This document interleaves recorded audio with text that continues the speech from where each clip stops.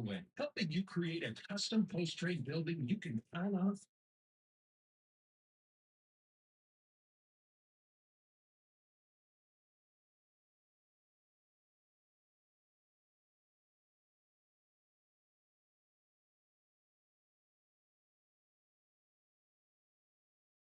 This law is taken seriously because we are serious trial lawyers, and you can't fake that. We've proven we'll go to trial if the insurance carrier refuses to pay our people fully. We are a serious firm for serious cases. We accept righteous injury cases on a percentage fee basis. If you need our help, call 303-770-5551 or hit dancaplisslaw.com. We've got a good-looking day for your Friday. Temperatures near 70 degrees, plenty of sunshine, and that wind stays light. And then we warm up for Saturday near 80, back to 70 on Sunday. I'm Fox 31, Pinpoint Weather Team meteorologist Kylie Burse. This report is sponsored by Taking a Walk podcast. I'm Buzz Knight, the host of the Taking a Walk podcast. Now, he's a pedal steel guitar virtuoso, Robert Randolph. Listen to an upcoming episode with Robert Randolph on Taking a Walk on the iHeartRadio app or wherever you get your podcasts. KRFX HD2 Denver. KHOW Denver. This is 630 KHOW. Denver's talk station. An iHeartRadio station.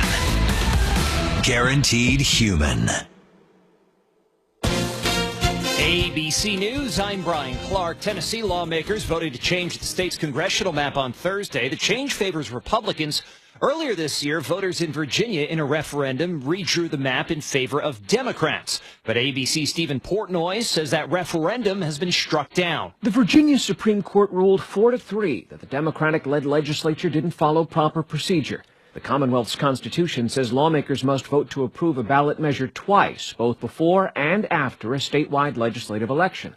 In this case, the court said the referendum was first approved too late, after more than 1 million people had already voted early in 2025. Virginia will have to use its 2021 map in November. Secretary of State Marco Rubio says the U.S. expects to hear a diplomatic response from Iran today, even as the two sides continue to exchange fire. President Trump says the ceasefire is holding. A better-than-expected April jobs report, 115,000 added last month. This is ABC News.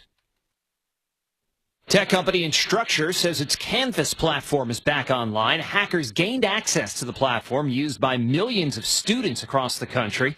Drexel University criminology professor Rob D'Oviedo says given the amount of personal information that was taken... If I was a Canvas user at an institution that was compromised, I'd be on the lookout for phishing attacks that are highly specialized, right, highly targeted at my institution. The man who pled guilty to killing one person and injuring dozens in a Molotov cocktail attack during a protest for the release of Israeli hostages last year in Boulder, Colorado, was sentenced to life in prison. And District Attorney Michael Doherty said of Mohammed Soleiman, the defendant's now going to spend the rest of his life in state prison or federal prison, knowing that he destroyed the lives of innocent, wonderful people. Federal authorities are still considering charges that could bring the death penalty. I'm Brian Clark, ABC News. No word in the English language is less convincing than probably. Are you sure we should get matching tattoos on our first date? Sure. We'll probably stay together. Probably? It's been 23 minutes since I ate. I can probably swim. You should wait 30 minutes. Okay, now tell me what to do. Cannonball! Cramp! Oh, I have a cramp. I can probably hit the green from here. Probably. Can I get a mulligan? Ready to go? Hey, are you sure you're okay to drive? Yeah, I'm pretty sober. Yeah, I'm probably okay. Probably okay isn't okay, especially when it comes to drinking and driving. If you're drinking, call a cab, a car, or a friend. Buzzed driving is drunk driving. A message brought to you by NHTSA and the Ad Council. KHOW News Time, 10:03. The man who killed one woman and injured more than a dozen others when he threw Molotov cocktails at a group of pro-Israeli protesters in Boulder will spend the rest of his life in prison after pleading guilty to more than 100 state charges. The judge tacked on another 2,100 years after hearing from 2,100? the Our mother suffered indescribable pain for more than 3 weeks before finally succumbing to her injuries. In those weeks, we learned the full meaning of the expressions, living hell and fate worse than death. Mohammed Solomon insisted his attack on the Pearl Street Mall wasn't a hate crime, but rather a protest against Israel. He still faces federal hate crime charges, which could make him eligible for the death penalty. Colorado lawmakers considering creating a commission to study Medicaid costs. Sponsors say the goal is to find a more sustainable path while protecting care for people who rely on the program. Some parent caregivers say they're still recovering from recent cuts. That's the latest. I'm Brenda Stewart. Now, impact traffic. Yeah, a little leftover volume out here and a possible crash on I-70 eastbound. This is going to be near Federal. There is a little bit of a backup in that area. Still checking on that for details. 270 east coming off I-76 is a little slow, and we're still seeing a little bit of traffic I-25 south coming into downtown. We've had a few crashes off the freeway system, one on 120th over I-25, Smoky Hill and Himalaya, as well as out in Golden at 6th and Colfax. With traffic, I'm Jonathan Steele. This report is sponsored by Blindster.com. Hi, I'm Kyle at Blindster. Buying custom blinds shouldn't be complicated or stressful. That's why we make it simple and affordable. You measure, you install, and you save big on custom blinds. Ordering takes minutes, installation is easy, and we guarantee they'll fit. Blindster.com. The Tree Farm's early spring tree and shrub sale, now through Mother's Day. See what's on sale at thetreefarm.com. Choose from thousands of shade trees, evergreen trees, fruit trees, and more. And the Tree Farm has thousands of white, pink, or red flowering trees, including spring snow fruitless crabapple and a lot more. And you get free professional loading. The Tree Farm's early spring tree and shrub sale. Come see. I-25 to exit 235. Then 5 miles west to the Tree Farm. For plumbing, heating, cooling, electric, and drains, think Plumbline Services with quality brands like Carrier. I'm consumer advocate Tom Martino. I use Plumbline in my home. Service professionals, 25 years strong. On a mission of excellence, character, and ethics. Castle Rock to Fort Collins since 1998. Plumbline and Carrier. Turn to the experts. No phone call, no hassles. PlumlineServices.com. Service at home, service at heart. Plumbline Services. Keep your retirement money safe at mymoneymyway.com. Now, here's your chance to win $1,000. Just enter this nationwide keyword on our website. Deposit. That's deposit. Enter it now. It's the Dan Kapla Show. Afternoons 4 to 6. Friday at 4, just when you think you've seen it all, a prominent Colorado state senator goes off on a bizarre, unhinged, anti-Catholic rant and then won't even allow the bishop's representative to respond. How weak. Join me at 4. All right. Ripped off. Bad news. You need advice so you don't have to lose. We'll come running just as fast as we can. Troubleshooter's gonna help the common man. This is the Troubleshooter Show. Now, Tom Martino. Hey, I'm Tom Martino, and it's car day today. Welcome. It's Friday. Now, that doesn't mean we only talk cars, but it is a day where we get together all of our car problems, questions, and complaints and discuss them. And if you have a car issue, you can call us. That's buying or selling cars or thinking about cars or maintaining cars or hating cars, loving cars. It doesn't matter. Kevin Calkin with me from Sheridan Auto Tech. And also, we're going to talk about other things as we do near to your heart and pocketbook. You know what I say. We talk about all the things that make you tick and the things that tick you off. Okay, so this hour brought to you by Water Pros, the best water systems at the lowest prices, bar none. If you're looking at a water system for softening, for filtering, if you bought a new house, you want reverse osmosis at the kitchen sink, you'll get it at the best price ever. You know, first of all, they have them now without a tank, so you can get your reverse osmosis, pure drinking water out of your regular faucet for under $2,000. It's $1,800 fully installed for Martino listeners.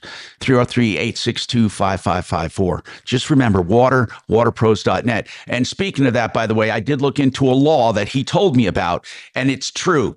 unless they make some changes to the law, if you have a mobile home right now, it's possible that your mobile home park will close unless there are changes made to the law. There is a law in Colorado that got through that people don't realize what it does.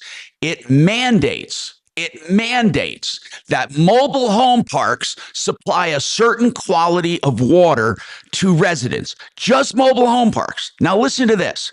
That means if they don't meet the water standards, they can be fined $5,000 a day for each violation. What that also means is to improve it could cost them $1 million. And a lot of these mobile home parks are on a thread and can't afford that. Now, this is a real deal. I thought, my man, Paul the Waterman, I like him, but maybe he's exaggerating just a little, maybe. By the way, our number, 303 Martino, 303-627-8466. Call about anything you want. Anything. Car day today. I'm just talking about this water thing because I want you to know I'm looking into it. I think they're going to have to change the law. Otherwise, we are literally going to have thousands of mobile homes with nowhere to go. The mobile home parks are mandated, even when they supply city water. Listen to this. If a mobile home park supplies city water to its park, it still has to meet higher standards than the municipality itself. So that means they're going to have to invest hundreds of thousands of dollars to keep their mobile home parks going. This is a real deal. Now, a lot of you listening, you don't care. You don't have a mobile home. But there are a lot of people that are going to be affected by this, especially people who sell mobile homes. Think about it. Anyway, that's my spiel on that. And it's a real deal. We're looking into it. Many times on this show, we hear about things way before they become news. And then what you'll do is what happens most of the time, somebody calls the show about a problem, a question, or complaint. All right. And then, the TV reporters who listen to my show regularly, and I know they do because what happens is it becomes a TV story. And then many times it becomes a print story, and then it becomes a big deal. So that's good. I don't mind being an assignment desk for the journalists who are listening in their cars. That's wonderful. Take anything you hear on this show and feel free to use it because the more the merrier. It's way better to get publicity than not when it comes to consumer issues. Okay. Welcome to the show. I have Pat Jolliffe with me in addition to Car Day. Pat is my chief operations officer at Martino Capital. And the reason I have Pat on is because we talk a lot. You hear commercials about investing, about this, about that. And I want to simplify it. I really want to simplify it. Okay. So we were going to do a little, what can you do on your own? If you had to do something on your own, what can you do that's safe and efficient and something that can help you? And one thing we love is we love talking about simplicity.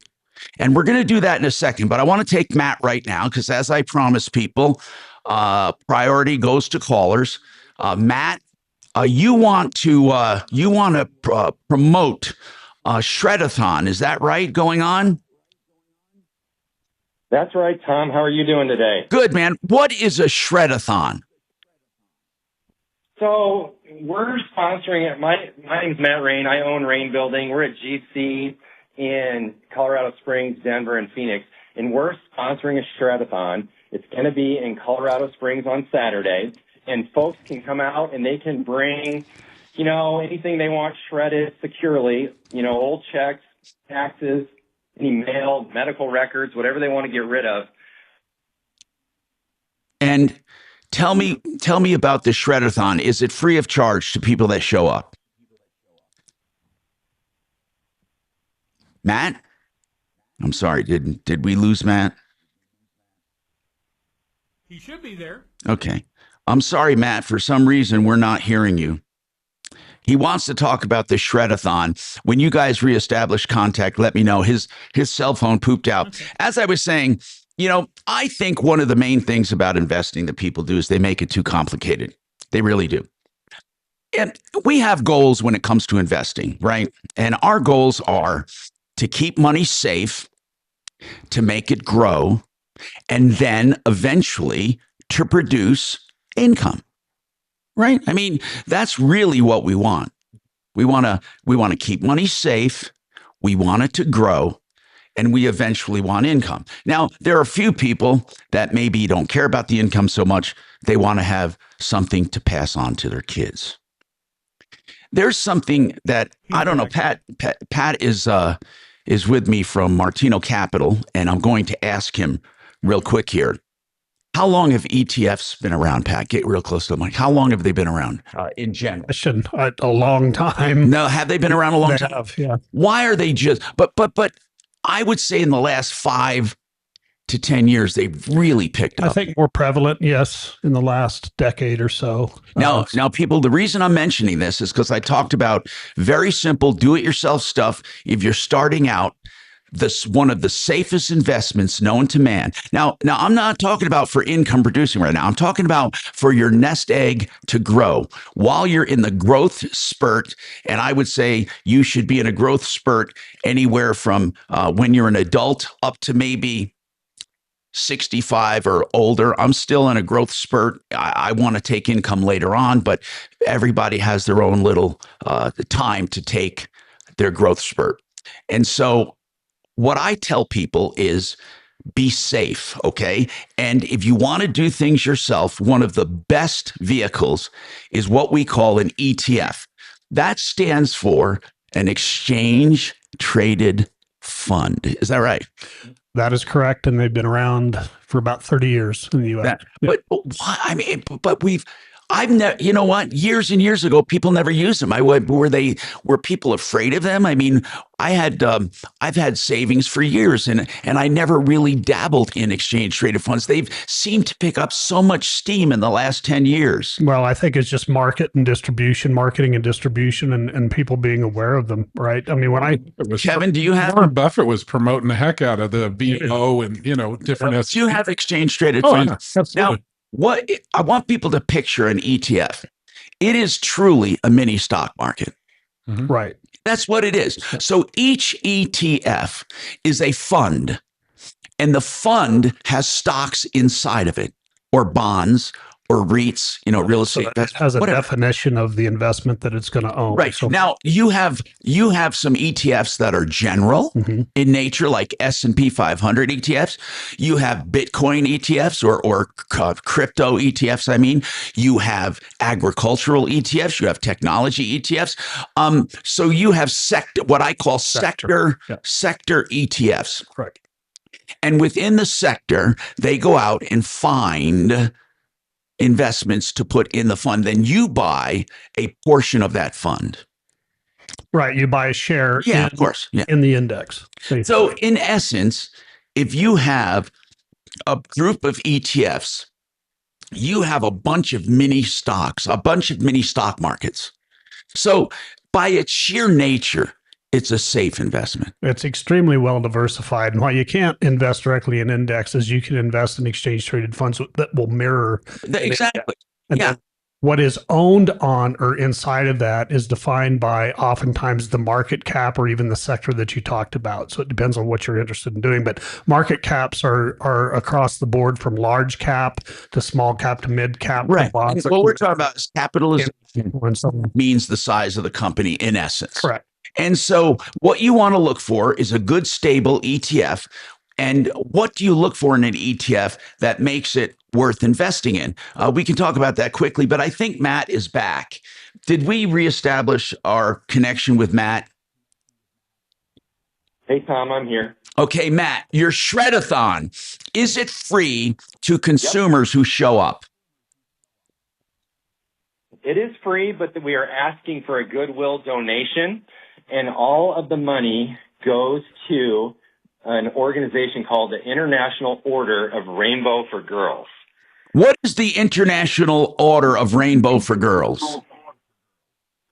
So it's a youth group, and it's for girls that are ages 11 to 20.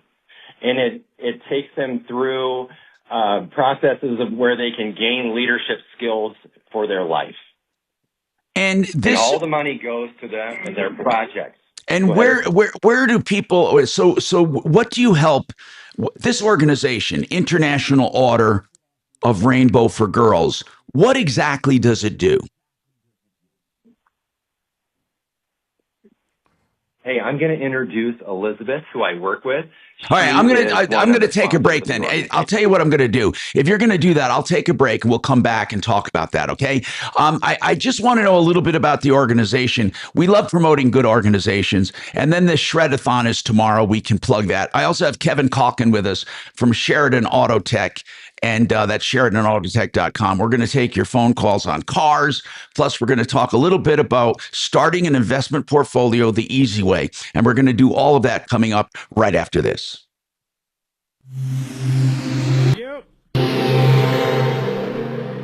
If you want unlimited talk, text, and data on a crazy fast network, Big Wireless will sell it to you right now for as little as $70 a month. Or you can buy it from Pure Talk for half of that.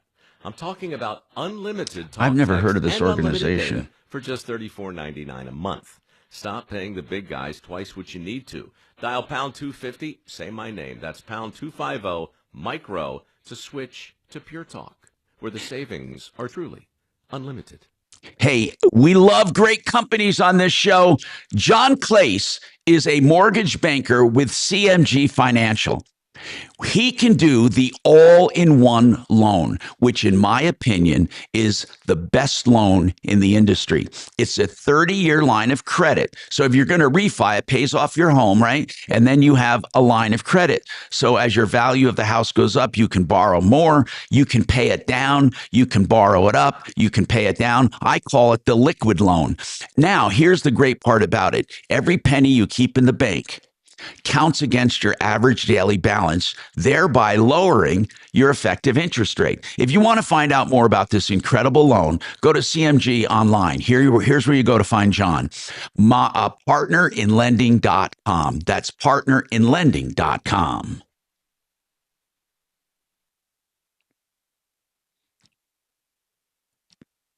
Okay, so were we having a problem with his phone, or was it him, or what's going on with that? Axe? Well, we tracked it down. It was sunspots. Okay, good. Good. Thank you. Yes, sir. Hey, the latency is better on this, isn't it, on 5? Yeah, you sound like 3 years younger. The latency, yeah, right. Rather than... Oh, that's the infancy. Sorry. I noticed a little bit of difference because I stepped down the codec on 5 to get a better boom. So you have it, if you will, hardwired. You have it controlling our setting when you dial in with that, because ours is set to follow. But yeah. Is it set to follow Lucy? I don't know, actually, but I think this one that I have is G.7. I think that's what I went to. Perception is reality. I want you happy. You know that. Well, okay, good. If you think it's good, I think I don't know. It's not bad. I mean, because I could tell when I talk to people on the phone, a lot of times it's amazing. You talk to somebody on the phone and then they're halfway through what they're saying and then they hear you. Well, and if you compound things with them using a Bluetooth, yeah, delay is oh my God, you're absolutely right. Yeah. Yep.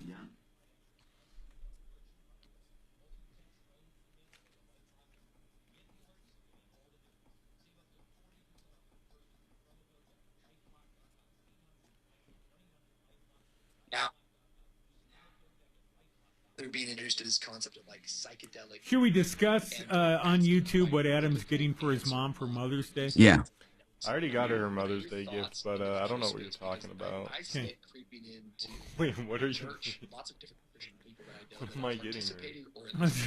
Would you have any words of wisdom? I was just, helping out with the family. That's all. I hear he's getting me something. Yeah, sure. Yeah. Came early in the mail. It has a lot of things. Already? It's hard. It's hard to hold packages till. Nope, I'm with you. I got it on the 5th, so it could wait another 5 weeks.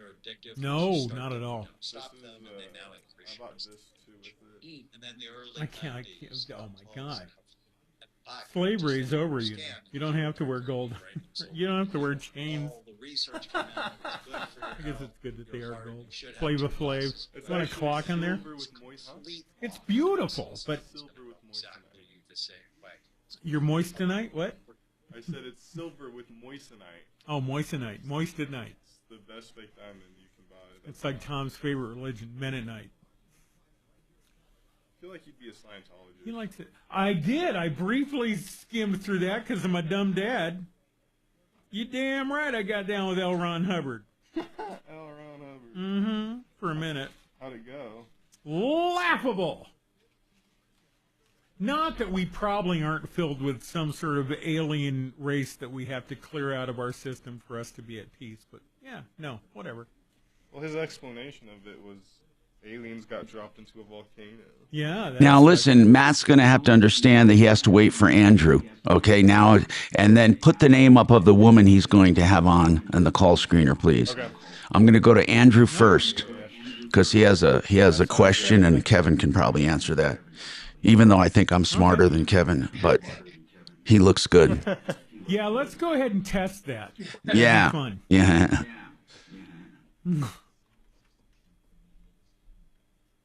You know, like Kevin, like, is the man. America, a storytelling show. Hi, I'm Tom Martino, your troubleshooter. GenesisTotalExteriors.com for mold detection and remediation the honest way. Plus, home remodeling at its best. GenesisTotalExteriors.com. Hey, let's talk to Andrew as a question on cars. Then we'll go back about the Shredathon. Then we're going to talk about ETFs and the ABCs of investing. Let's talk to Andrew. Welcome. And then, of course, we have Andrew is here asking a car question. We have Kevin Calkin with us from Sheridan Autotech. Hi, Andrew. What's on your mind? What's happening? Yeah, I was just wondering. We were doing a pre-purchase inspection. Yes. And I took the vehicle to Sheridan. Mm-hmm. And they looked it over and they found that there was an issue with like the struts. The strip. That was kind of the biggest. Struts. issue. Okay, struts. Got it. Okay. The struts. Yeah. Mm-hmm. So I took it back to the dealer and I brought up the strut issue. And, and they said, well, they wouldn't come down on the price because they said it's kind of a wash because they actually replaced the timing belt because the miles are at like 80,000 and that's about when you're supposed to replace the timing belt. It depends on the car from 60 to 90,000. That's right. So what did you do about it? Did you buy it anyway? Yeah, we bought it, but he was saying that he gave me a list that the dealership of items that they had fixed, and it showed that the timing belt was replaced, and also they did a brake flush. But those items, even though they did it like a week before I took the vehicle to Sheridan, those items didn't show up on the Carfax. And so I was just curious how soon those items. Kevin, how do things show up on Carfax? That's a good issue. How soon do they show up? It could be up to a month. I mean, it just depends on how the data is cycled. Do you report it as a shop or is it automatic tied into your computer? It's tied into the computer, so you have to opt out. So when you put a vehicle identification number in there, and then you do a repair, a Carfax automatically downloads your stuff. Yes. Wow. Yep. And then if you want not to report, you can opt out. You opt out. Sure. And there's no requirement, of course. There's nothing official about Carfax. Because I can go back without pulling a report and see the history of services. Yeah. So when somebody brings in a car, you can go back and see it. Yeah. So Carfax has become the standard, hasn't it? It's pretty good. Yeah. Okay. Yeah, so good. Andrew, it could take up to a month. Okay. But by the way, Andrew, so but people could lie too. But just so you know, I mean, let's just say they didn't do the timing belt and they put in the computer, they changed the timing belt. Well, it's going to show up on Carfax that the timing belt was done. Yep. So really, you have to trust who you're dealing with. Kevin, is there any way to verify? Because if they put it on his contract or in the paperwork that the timing belt was replaced, is there any way to verify verify that without pulling a cover and physically looking. No, you have to. And is that hard to pull a cover? Some cars it's pretty easy. Some it's a little labor intensive. It just depends. So Andrew, there's got to be a certain amount of trust, I think. Sure. Yeah, and what was interesting though was, I mean, when I brought the vehicle back after Sheridan tested it, we went back the next day to kind of talk about the numbers, and he pulled up the Carfax the next day, and the Sheridan vehicle inspection actually showed up on there the next day, and that's why I was like, well, what? You guys are showing me an invoice from, the dealer. I see what you're saying. Yeah. So Kevin, why would yours show up the next day and his? I'm not familiar with the inner workings really, but if he wants to check in with us periodically, we'll double check and see if it does come in. Now, if for some reason, do you have in the paperwork, Andrew, do you have it written down that they did a timing belt? Is it part of your paperwork? Well, they actually printed out. It's not like an invoice, but it just shows what they did in the shop, the items that they did. Okay, so you do, and it's printed out by them, and it's dated. Is that correct? Yes, correct. Okay, and then the date you bought the car, does it predate that, or is it after that date they did that stuff? Predate. So you bought the car, then they did that stuff according to their invoice. Oh, no. I'm sorry. They did it before he bought it. They did the work. There's a date showing when they did the work, and then you have the bill of sale date. So here's what I would do. You keep those documents, and I believe if later on you find they did not do that timing belt, I think you have a strong case to make them do it, because that was what's called a point of sale. A point of sale, even in an as-is vehicle, is a promise. And when it's part of the deal, if they say it's as is, it should, the wording really should be as represented. So when they say as is, in your case, it would be as is with a new timing belt. So if you keep that paperwork, Kevin will check Carfax from time to time, and you can do that by just running his VIN. You don't. We have an invoice already. He doesn't have to come in. No. Call Kevin every now and then, and then he'll check it. If it doesn't show up, I'd question that dealer and say, look, I have this paperwork, and if you falsified it, there's going to be problems. But other than that, there's really nothing you can do except trust him. I have to move on, Andrew. It's Sheridan Autotech. He's happy to check for you. Again, keep copies of the paperwork, and that'll be your best defense. Jared, what is going on with you, Jared? Welcome to the show. Yes. Thank you. I've got a 2014 Ram that I've had in a transmission shop since November 3rd, 2025. What? I have thrown thousands of dollars in parts in it that they told me that it needed. Who told you? Hold on. First of all, who told Jared? Who told you what it needed? Who told you? The shop did itself. And why did you take First it they to? told me it needed a TCM. We'll put that in. Okay. What's that? What I want to know is, going right back to the beginning, why did you first take it into a shop to have it checked? What was the problem? I just had the truck was doing some weird stuff. I'd be driving down the road, and it was like I'd lose my transmission. Oh, wow. I'd Okay. pull over, I'd shut the truck off, and then it would come back to life. So in November of 2025, in November of 2025, they told you that you needed certain things. Yes. And you had them all done, and you still have the problem? Was the truck is still in the shop, and now they can't seem to get it to start. They say it's doing a no crank, no start. The truck drove in there on its own power. Yeah. So it ran. What are you dealing with the same shop, Jared, for all of this stuff? Are you dealing with the same shop? Yes, I am. Okay. have you ever thought about maybe getting it to a fresh pair of eyes? Right now, it's not even running. Do they tell you why all of a sudden it stopped running? Nope, they could not explain that to me, and I called them this last Tuesday, and I got in a little argument with the owner on the phone, and he told me that he would just call because I'm a little upset over this, and I asked him, I said, hey, what are you guys doing to my truck? I said, it ran when it came down there, and his reply was, I will call you when it's done, and he hung up on me. All right, Jared, hold on a second. I'm going to have somebody call for you, but I have a very important question. The very first problem that you called about or that you went in for, was that ever fixed? The one where the transmission was slipping, was that ever fixed? I don't think he's gotten it back. Well, it hasn't been there since November of 2025. That's what he said. Wait, has your car been in the shop since November of 2025? Have you ever had it back, or has it been in the shop the whole time? It's been in the shop the whole time. Oh, my God, I didn't realize. This is ridiculous. What's the name of the shop?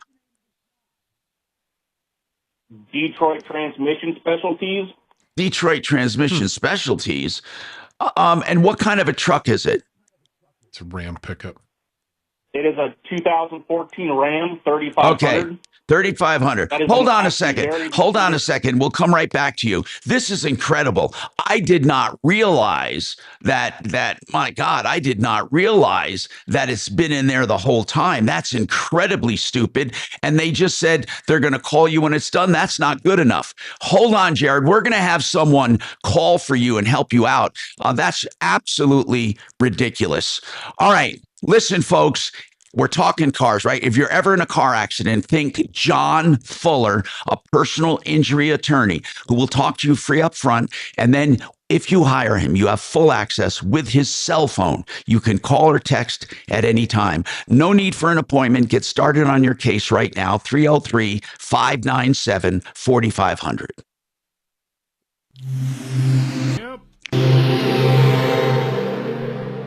This is Denver's Talk Station with Tom Martino. Now Dan Kaplis today at 4, 630 KHOW, Denver.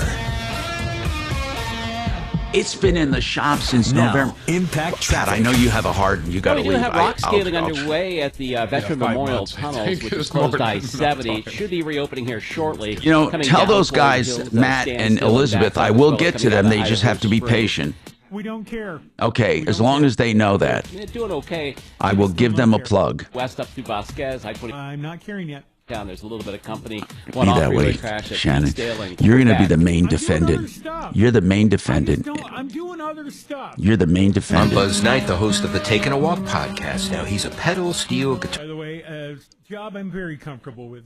Listen to an upcoming episode with Robert Randolph on Taking a Walk on the iHeartRadio app or wherever you get your podcasts. Hey, when you go to a company that only sells one product, guess what they're going to sell you? Yeah, one product. What I love about Gravina's, and I love this family, been around 65 years. They started, and now the grandson has it at 950 West Evans with 50 lines of windows. You're bound to find one that's good for you. Plus, they have, of course, siding and doors to beautify your home, make it energy efficient and low maintenance. Gravinas.com, a company you can trust. 303 Gravina. Man, you mind asking him again? Yeah, I'll just ask. Hey, real quick, what was the name of the auto shop again? We've dealt with Detroit before, but not Detroit. What did he call it?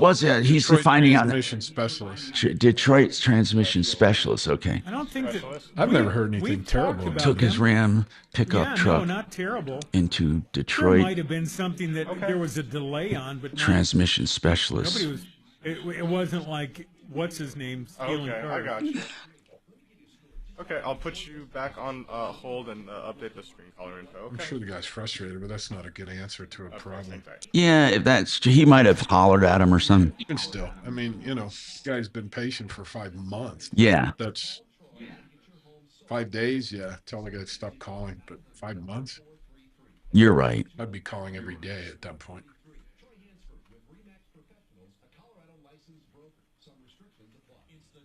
But to have a no-start situation when he drove in there, that's ridiculous. But they're screwing around with the PCM and the TCM and all this, so they got something's out of whack.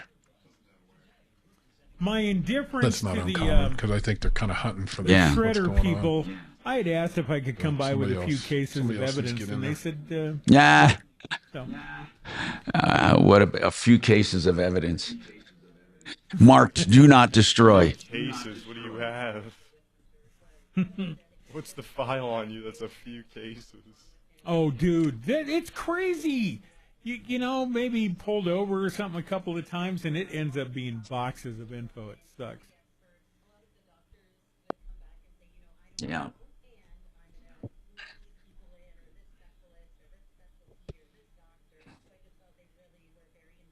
Every single this hospital keeps texting me that my results are in, my results are in, my results are in. God, and there's never results. Is that accurate? Or no, it's the same old results I've always had. They just keep telling me the same stuff over and over. Because I've been getting scam Maybe you got to click on it and make sure you view it, and then it'll go away or something. I got one that said the results of your panel are in. We need to speak to you immediately. And I thought, man, I haven't given blood in years. Wow, that's scary. It will be your blood. That's scary. Oh, yeah. Oh, no. Oh, it's not. Listen, it was right here on this show last year.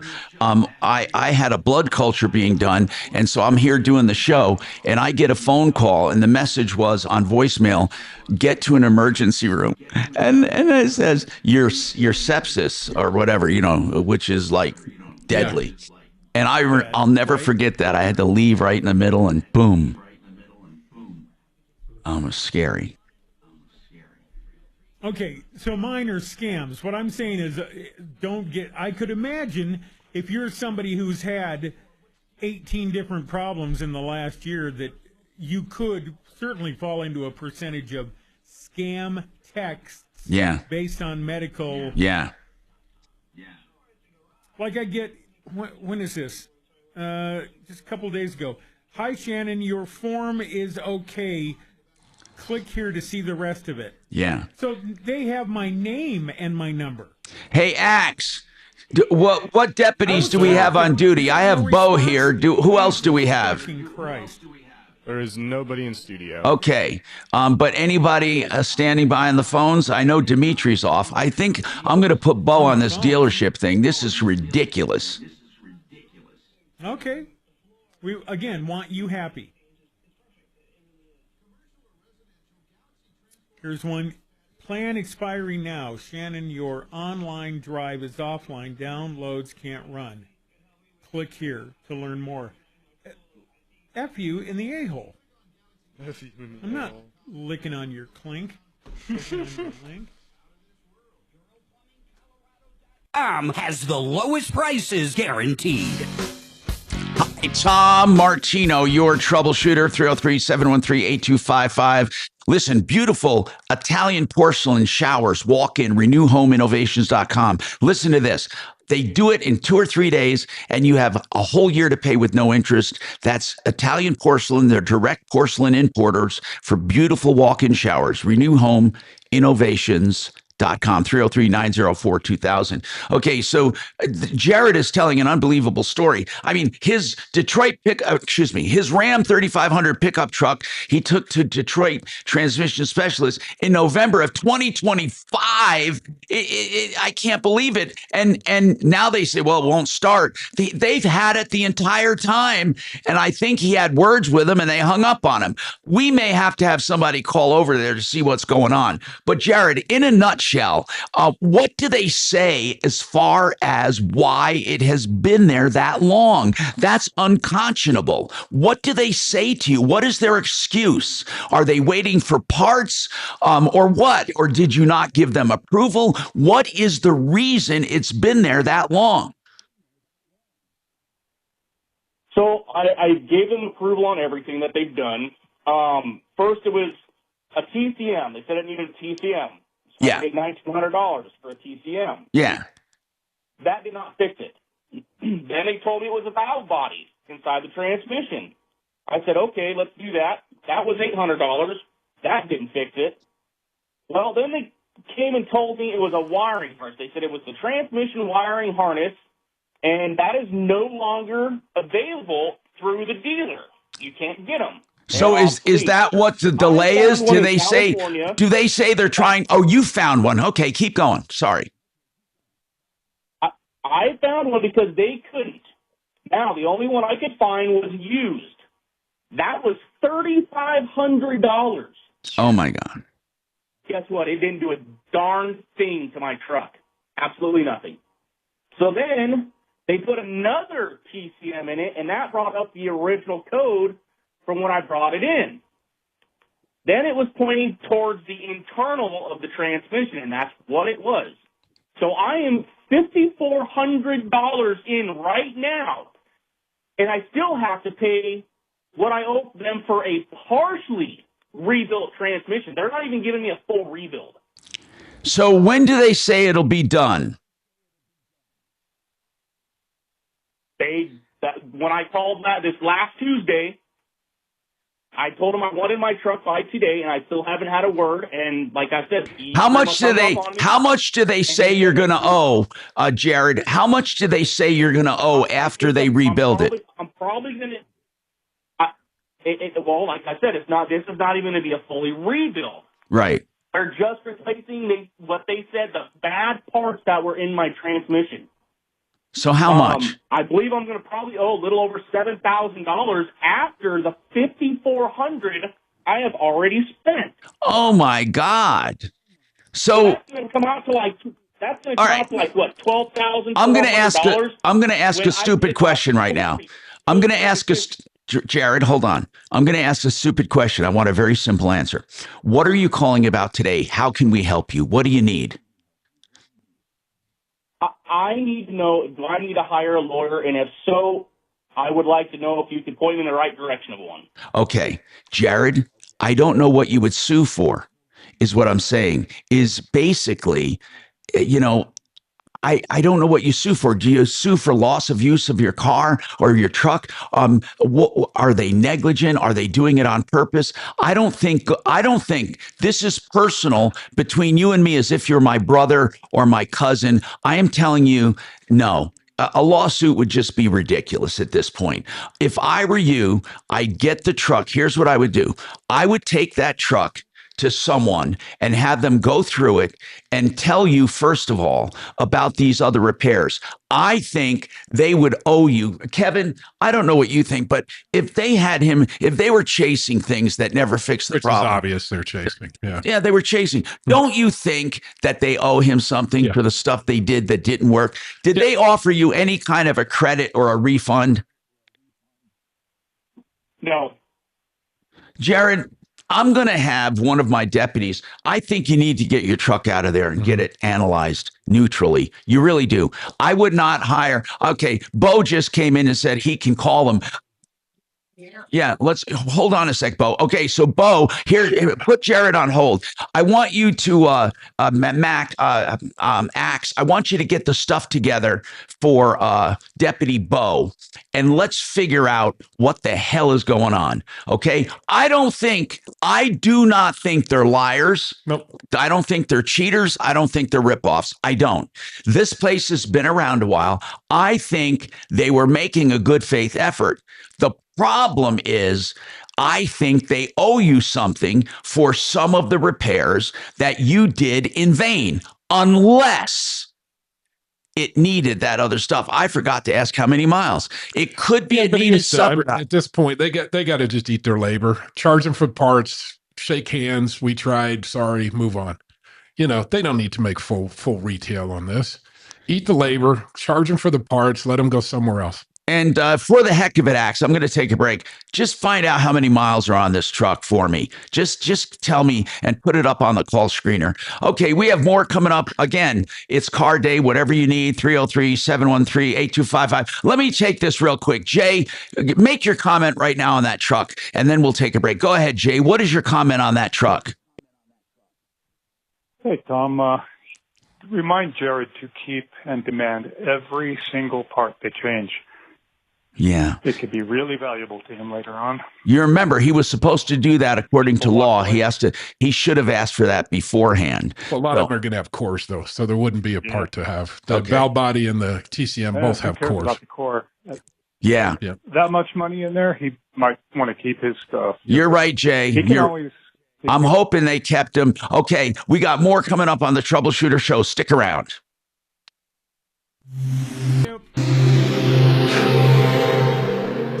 Now, impact traffic. Now, we do have rock scaling underway at the Veteran Memorial Tunnels, which is closed I-70. It should be reopening here shortly, coming down Floyd Hills at a standstill and backed up, as well as coming out of Idaho Springs. That's the worst of our delays in the foothills. So get that information for Jared. I don't need to take him. 167,000 miles on it. Probably a diesel. It's a one-ton. It's a one-ton Ram. One off-freeway crash at Leetsdale in Quebec. With traffic, I'm Jonathan Steele. This report is sponsored by Red Pilled America. Listen closely. You hear that? That silence is the truth the media is hiding from you.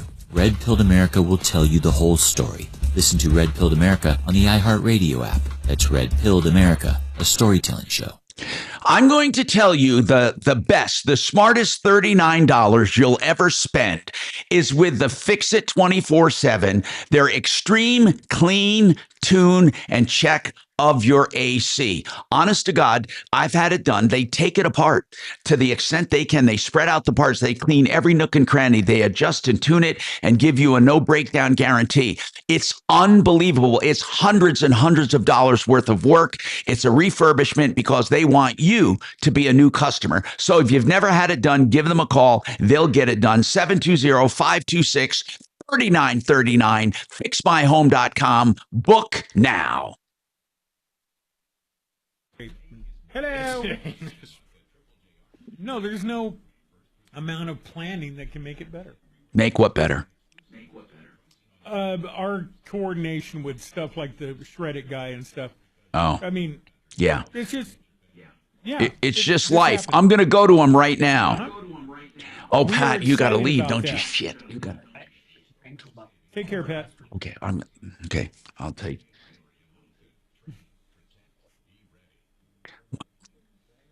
You never know.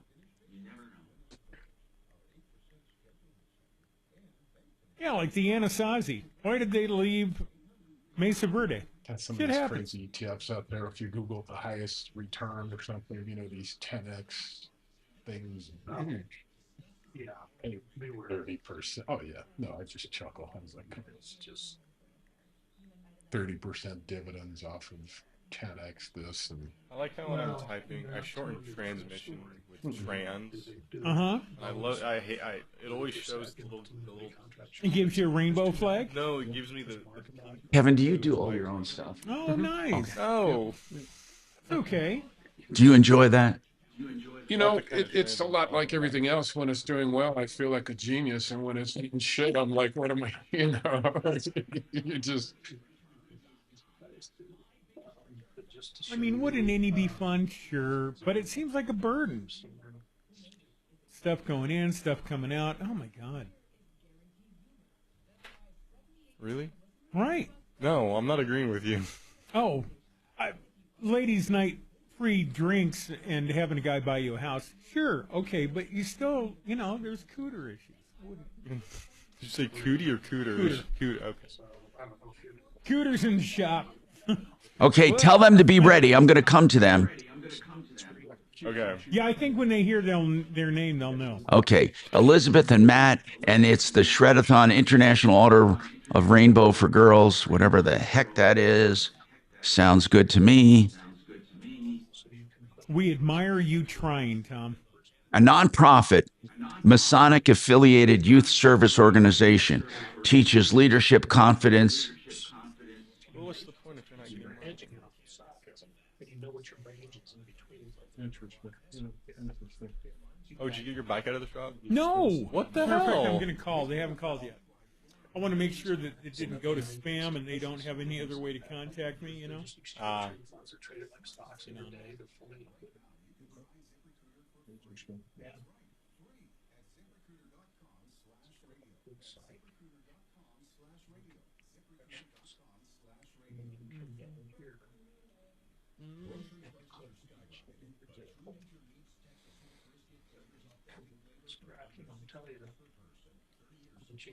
You got a remaining capital.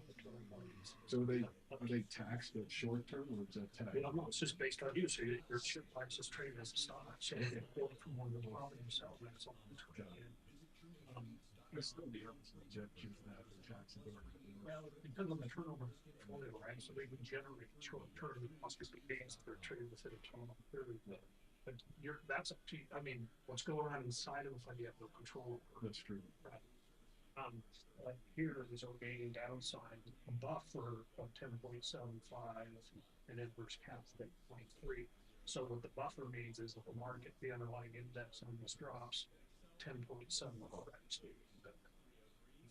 if it goes down 11, so you're able to build in some hedges. And they're using options, but they're doing strategy. And you have no outcome periods of like 3 months to 6 months to 1 year or 2 years, that kind of thing. And whose fund is this? Innovator funds. Just go to Innovator ETFs and read up on it. Sure.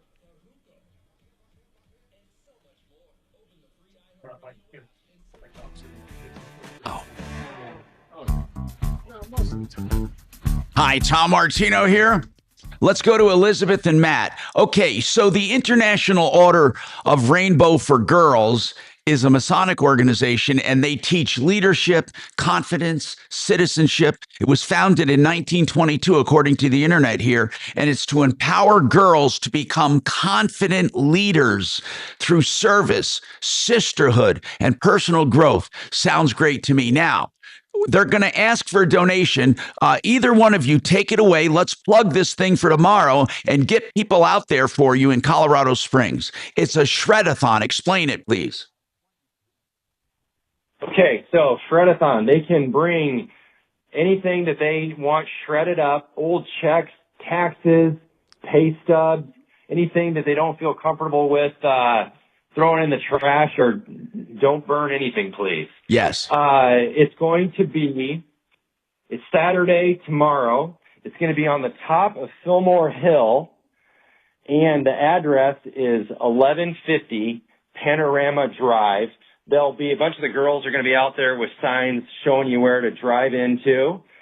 And all you have to do is drive up and they'll grab it out of the back of your so what time? car or your What truck, time? whatever What are you the got. hours? What are the hours for it? Yes, it's 9 a.m. to 11 a.m. Okay, so they have a small window there, 9 to 11 in the morning. It's free, but they're asking that you donate to the International Order. That's what you're asking, right? For a donation.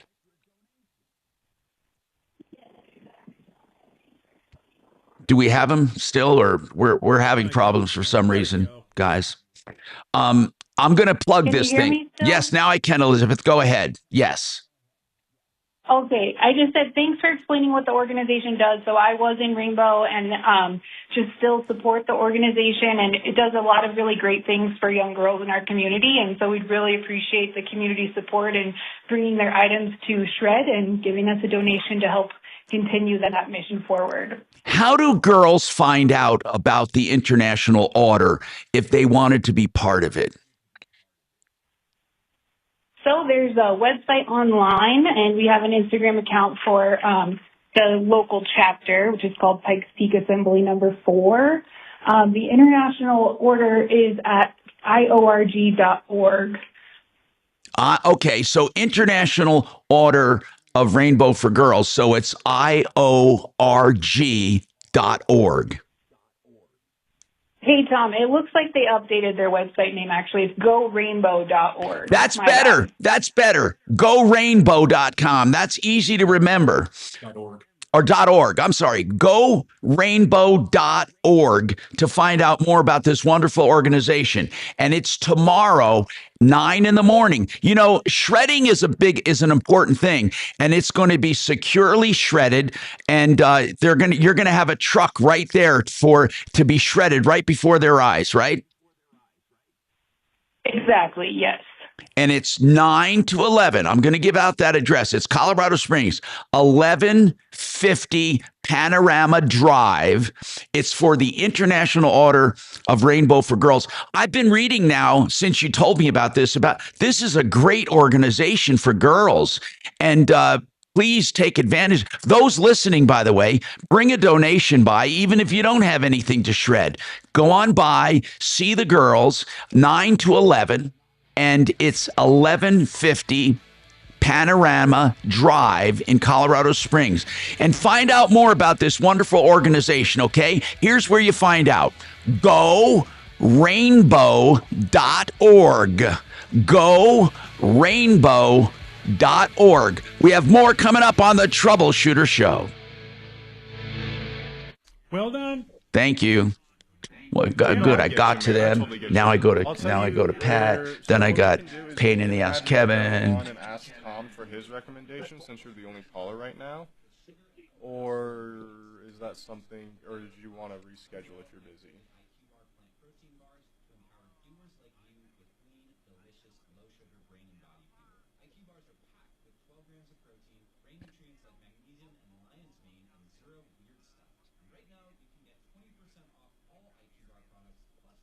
So you said now or later? I'm sorry.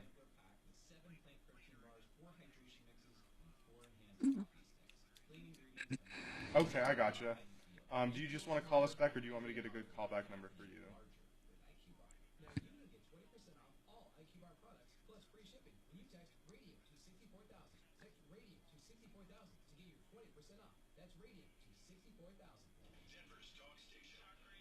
If you want to email us too, that's also an option. Let me know when you're ready for that email. Okay, yeah, it's just on there too, the website. Okay, awesome. Thank you so much, Simon. Looking forward to talking to you. You too. Bye. Alrighty, hey Matt and Elizabeth, did you get everything you needed out, basically? I said, did you guys get everything out you wanted to say for the promotion? Yeah, of course. It's no problem, guys. Anytime. Any other events you guys have, you can contact us through the help or through Sue's, okay? Thank you so much. Have a good one. Bye.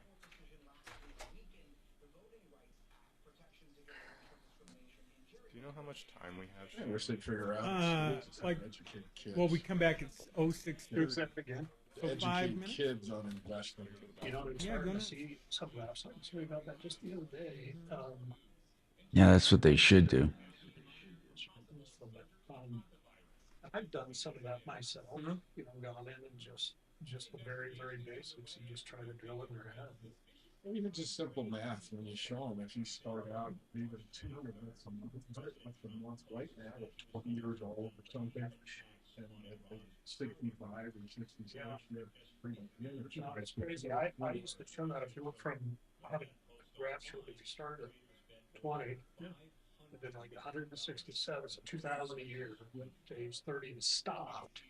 And then somebody started at 30 and went to age 65. The one who did it for 10 years from way at 30 still had more money than the one that started at 30 and went 65. Same amount. Why is that? Why? Hey man, it's compounding. It's that eighth one. How much is 50 kilograms in pounds? Exactly. See, most people, they fuck up. They fuck up because they manipulate it too much. It's like Buffett says, you're talking about indexing and stuff. I've been to the call, the center and to his. And he's one of the smartest investors in the world.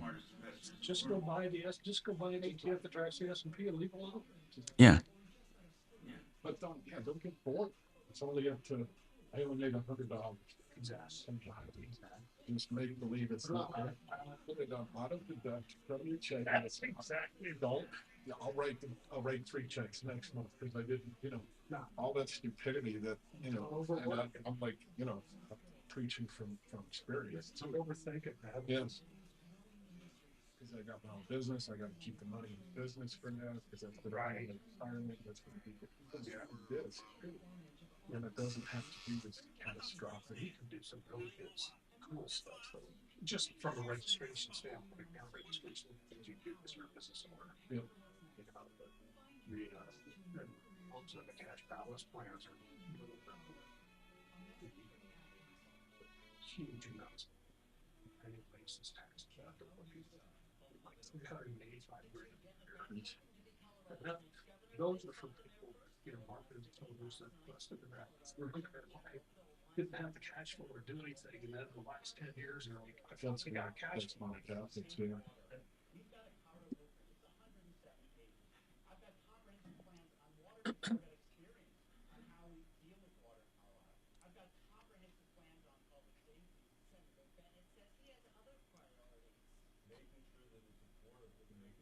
It's good strategy or not, but I found a few ETFs that I just ride till the ride's over. Yeah. Like SMH, I was for 3 years. Yeah. What's that? So, semiconductor fund. Oh, okay. SMH. It's a sucker deal. Yeah, but it's like 100% over the last 5 years. That's crazy, man. I mean, just nonsense. And it's like, I don't question it. I just keep to it. Yeah. Yes, 10-year average is 31, 34. Yeah. Annualized return. Yeah. And the fees aren't bad. I think it's 0.4, 0.5. Yeah. Yeah, I know it's got NVIDIA. It's got all the big consumer ones. Yeah. Yeah, it's huge. Instead of Jack, live individually. Yeah, I wonder if I spice it. I don't know about that. It's a joke. It's full, but this one's up and that one's down. It's like, it's too much thinking. I'll just keep it there. You know, do I buy Sandus or do I buy Kroger or which one? It's like, it doesn't have to be each number either. Expense ratios run at 35 basis points. So it's cheapy. You know, it just. No, playing the profess to be a genius, but I just watched it. It's kind of a lot of concepts. You know, it's like I will ride it until the ride's over. Yeah. Come on, let's go, baby. Because I started looking into it. For what? With the holdings. I'm just talking to myself, you motherfucker. I couldn't imagine how many voices you're answering to. Couldn't imagine. You're replicating what you got. Yeah, the whole thing is just, and it's hard not to do that. Do any one of your voices have an accent? Because I always find that's kind of fun. You know, that is weird. I wonder when God talks to me, is it with an accent? No. Right. It's always perfect. It's always perfect English. No, because I definitely assume the Italian one is God. I don't know why. Probably just because of movies. You're going to go to Cincinnati's this weekend, yes? I go, yes, God, I'm going to Cincinnati's.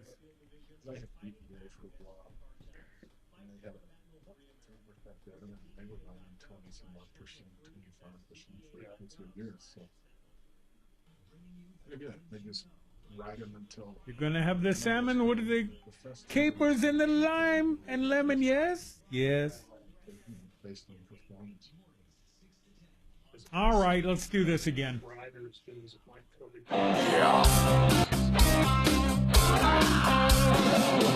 Ripped off, bad news. You need advice so you don't have to lose. We'll come running just as fast as we can. Troubleshooter's gonna help the common man. This is the Troubleshooter Show. Now, Tom Martino. Hey, I'm Tom Martino. This is the Troubleshooter Show, the longest running radio show with the same host still on the air. That's right. Look it up. So welcome. What's going on and how can we help you? We are here to help you at 303 Martino 24/7 303-627 466. Get the calls in. One Clear Choice Garage Doors, the garage door people, the best I can find. I'm telling you, I've been with them for 20 years or more, and I've done doors with them and maintenance and tune-ups. OneClearChoiceDoors.com. They have 24/7 service too. In case you're late at night, you can't get your door secured, closed to secure your home. Something's wrong. You call them. 24/7 service. OneClearChoiceDoors.com. Factory authorized for most doors. By the way, most of these guys aren't factory authorized around the town. So you want oneclearchoicestores.com. Hey, we have a lot going on. Pat Jolliffe is with me. He is my chief operating officer with Martino Capital. And we wanted to talk to him real quick. ETFs we talked about, if you're just getting started with investing, ETFs are very simple. They're straightforward.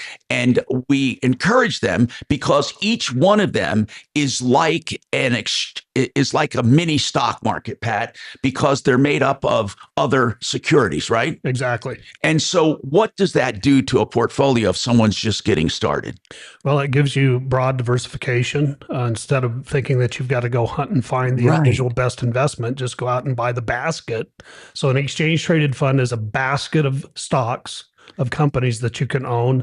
And even if you own just one and start with one, so you start with one ETF traded fund that mirrors the S&P 500. So when you do that, when you're invested in one ETF, you're really investing in hundreds of Exactly. Sure. So, you pick up SPX as a symbol or something like that, and you've got 500 different positions in a basket that you're diversified among in one trade.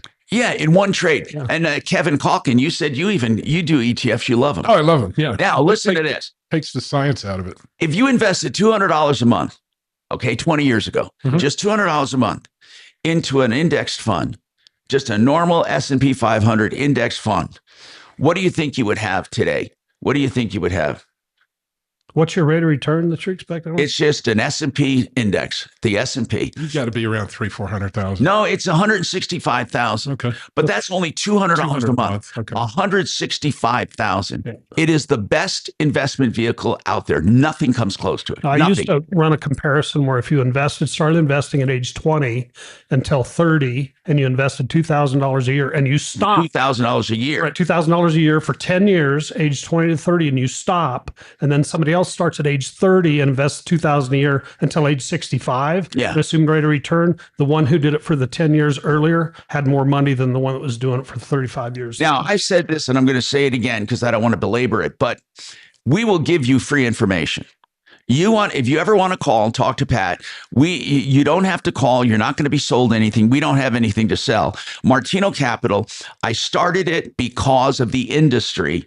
I didn't like the way the industry worked. The industry works this way. You go to an investment advisor and they are a good person, well-meaning. They take your money and put you into a model portfolio. They don't individually tailor it to you. And that's very, very important. Pat, what is that called? It's called TAMP, Turnkey Asset Management Provider. And typically what's going on is the advisor in that sense is focusing on the relationship up north to another company that's trading it. The thing that I don't prefer about that scenario, and we're so personal in the types of plans and the things that we do, is that we actually do all of the trading in everybody's account. So in everyone's account. If a client ever comes and says, "Hey, you bought XYZ and bought YS, why did you do that?" We're going to have an answer because we're the ones that did it. Right. And it's for that particular person. It's not in a model. And again, we put our money where our mouth is. But I just wanted to ask you real quick. So if somebody's starting out, they should have a regular amount they can put away. Of course, you're not tied to it. No one's going to come and penalize you. And then you would do an S&P 500 ETF to start. Yeah, just start with that. Put it on autopilot. And you can do it at Schwab by yourself. You don't need an investment account. Schwab, you can do it at Vanguard. There's a lot of good companies out there. Yeah, Vanguard's really good. Vanguard's a good one. It's easy. Been to the website. It's easy to navigate. And just turn it on automatically so it ACHs so much out of your checking account every month, and you're off to the races. And you can do that if you have a trustee, you can do that inside your IRA. Sure, absolutely you can. And it's very, very safe if you do ETFs inside your IRA. Okay, so if you ever need help, you can call Pat seriously and talk to him. And there's no charge, no obligation ever. You might be nearing retirement. You might be younger, just starting out. Free advice, seriously, 303-771-HELP. And there's never an obligation. 303-771-4357. Thank you, Pat. Appreciate it. when you talk about starting out and how simple it really is simple. I think what complicates things is when people try to maneuver to make the quick kills. It's never pays out in the long run. In the long run. The long run, you're right. Because the short term you make it, then you think you're a genius. Yeah. And then you end up losing. And that is really bad to try to manipulate. Yep. It's not timing the market, as Pat once said. It's time in the market. Yeah. And again, it's the churning and burning that gets you. Larry, you need some information on the lemon law. What's going on with you, Larry? Welcome to the show. Thank you, Tom. Yes, I currently live in Florida. Came from Colorado for 25 years, but I currently have a GMC Arcadia Denali that the transmission went out of it on March 20th. What year is it? And I didn't get it back until April. This is a 2024. Okay, got it. And where do you live, out of curiosity, in Florida? Treasure Island. Oh, I know where that is. That's very nice. Okay, so you live in Florida. Yeah. You have a 2024 GMC Arcadia Denali. How many miles on it? 22,000. Oh, wow. Nice. Okay, so what can we do for you? Well, just a quick add-on. I was hauling a trailer with my motorcycle on it up to Denver in the last part of March, and I got as far as a little past Tallahassee, and I was on the freeway, and the car stopped. It just stopped. I got underneath it. Well, I couldn't shift it into gear. It just stopped. The engine kept running, but I couldn't shift it. Wow. Okay. I got underneath it, and there was oil on the ground. Huh. I did call GM, and they were very good about getting me a tow, and they said they could only bring the car to the closest dealer, which was in Quincy, Florida. My God. They said it's a transmission issue, and it'll take 4 days to fix. Is it under warranty? Couple problems. It is under warranty, yes. Okay. So keep going. 4 days to fix. There, but 4 days later, I picked up my car. I put 70 miles on it, and the whole electrical system went out on me. I was still able to drive it. I called another dealer about 5 miles away from me, and they said they would help me if I got it in there. By the time I got there, the power steering had gone out. The lights were flashing. You could not even stop the car. What happened there? Well, good question. The service department told me about a week later that the prior service department had messed up the front end. They didn't even tighten up all the bolts of the transmission. They had used wrong connectors on the electrical wires, and on the front end they had ripped it out and tried to bond it with some kind of bonding material, and he had to replace the whole front end. Oh my God. I didn't get my car back. I know. So, but GM was good. They let me rent a truck, and I was able to take my trailer and head out after a couple days of getting my car straightened out. Okay, so now April 28th, I get my car back. It is running, but I do not want to keep that car. I am concerned with the longevity and the diminished value that's going to once it gets looked at. And I was looking at the lemon law Larry, the lemon law is not going to be on your side unless they can't fix it. Here's what I would be concerned about. You mentioned they used some filler and all that stuff. Did the second dealer undo all of the crap the first dealer did? Did they make it like new again? Supposedly, yes.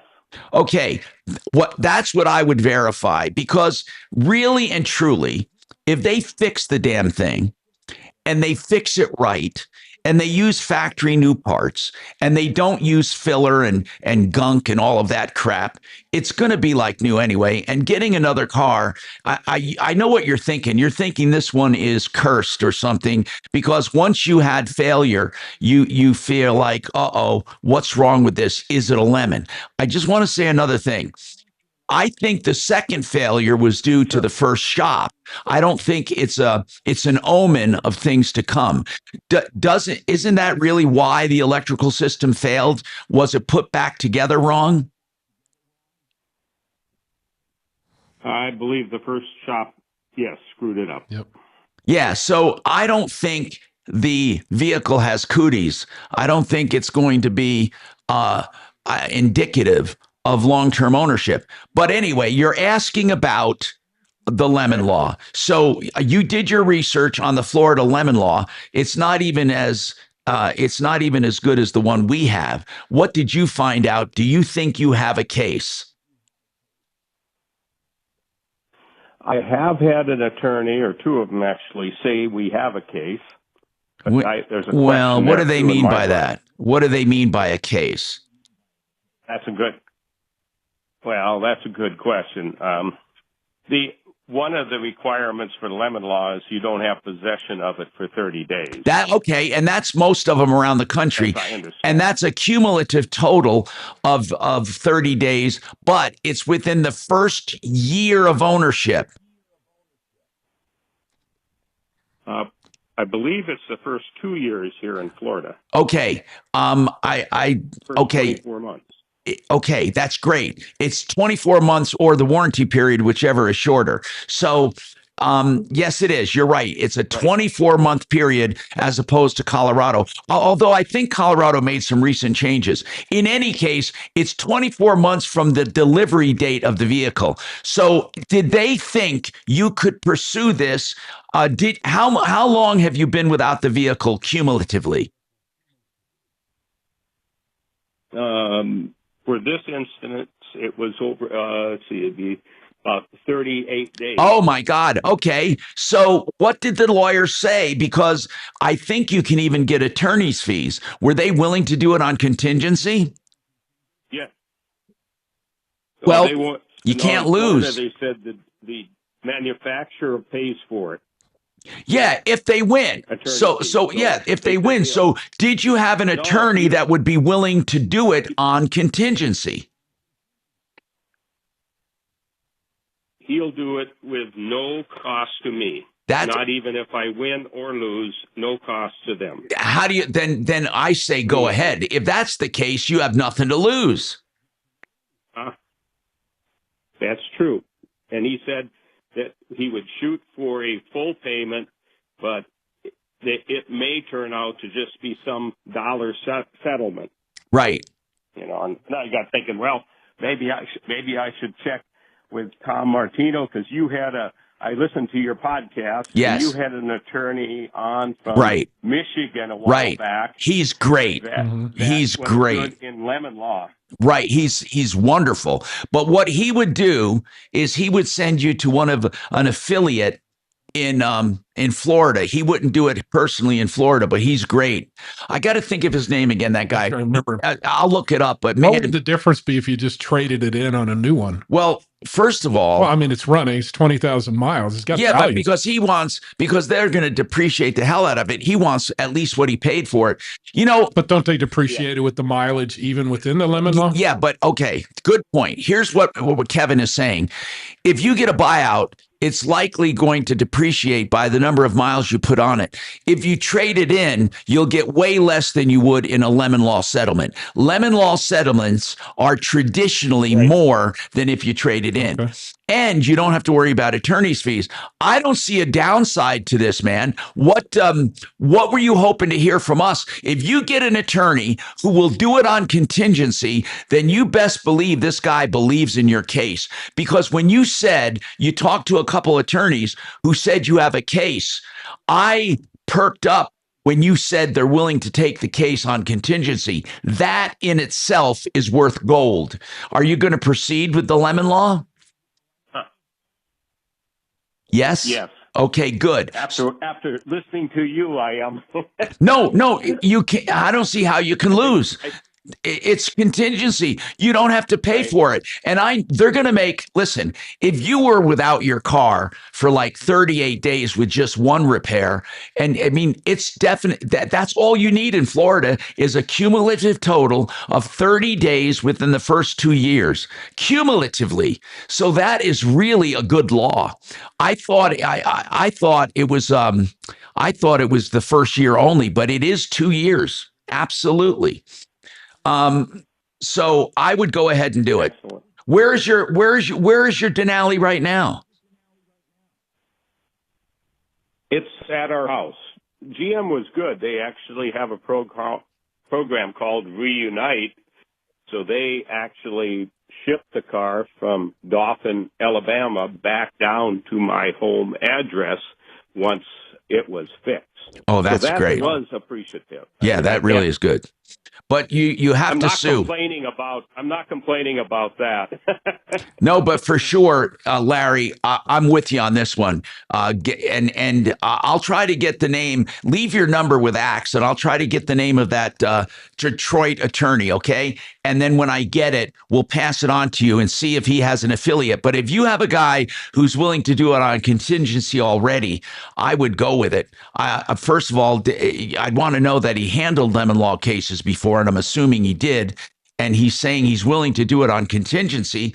I think that's great news. By the way, Desiree, hang on. I'll come back to you. You have an issue with contractors. We'll talk about that and more. Plus, we have Kevin Calkin with us, our auto expert from Sheridan Auto Tech, right after this.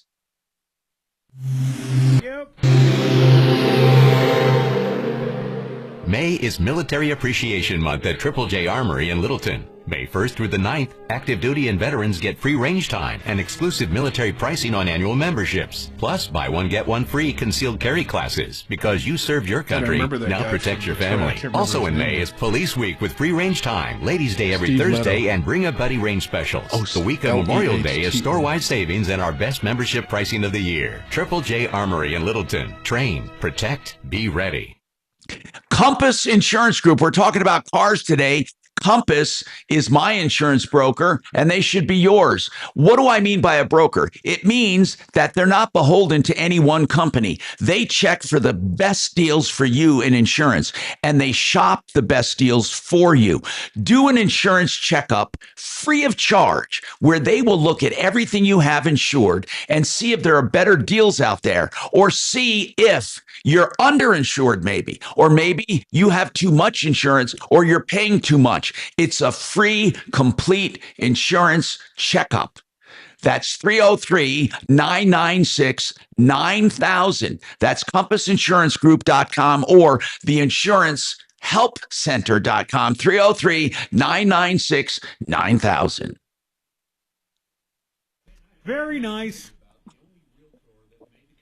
How'd you find that? You Google him? I just Googled Detroit and I started looking through. So let me put that down here. It's Steve. No, what's his name? L-E-H. What is his first name? Steve. It is Steve. Okay. Yeah, Steve Leto. L-E-H? T-O. L-E-H-T-O. Got it. Okay. Let me get a contact. Axe, did you get that guy's number? No, he didn't. He said he was just going to go with his guy. Okay, got it. All right, fine. Yep, this is him for sure. Yep. This guy made quite a name for himself. Well, he seems to be up to date and knowledgeable in all of them. Yeah, Leto. Yeah.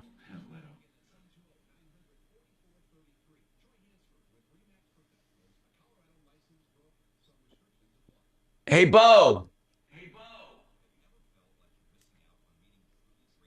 Is he digging through your cupboards again? Yeah. That's exactly what he said on YouTube. Yeah, he's digging through the cupboards looking for food.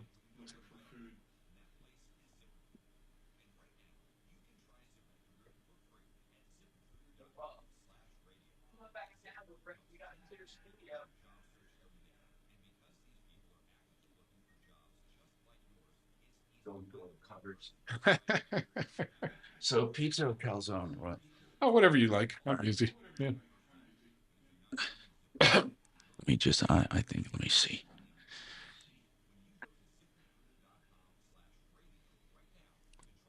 Ding, ding. Ding, ding, ding.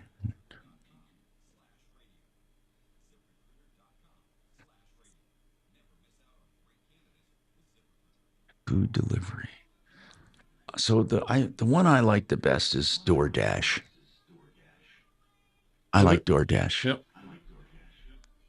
I don't like Shannon though. I like DoorDash.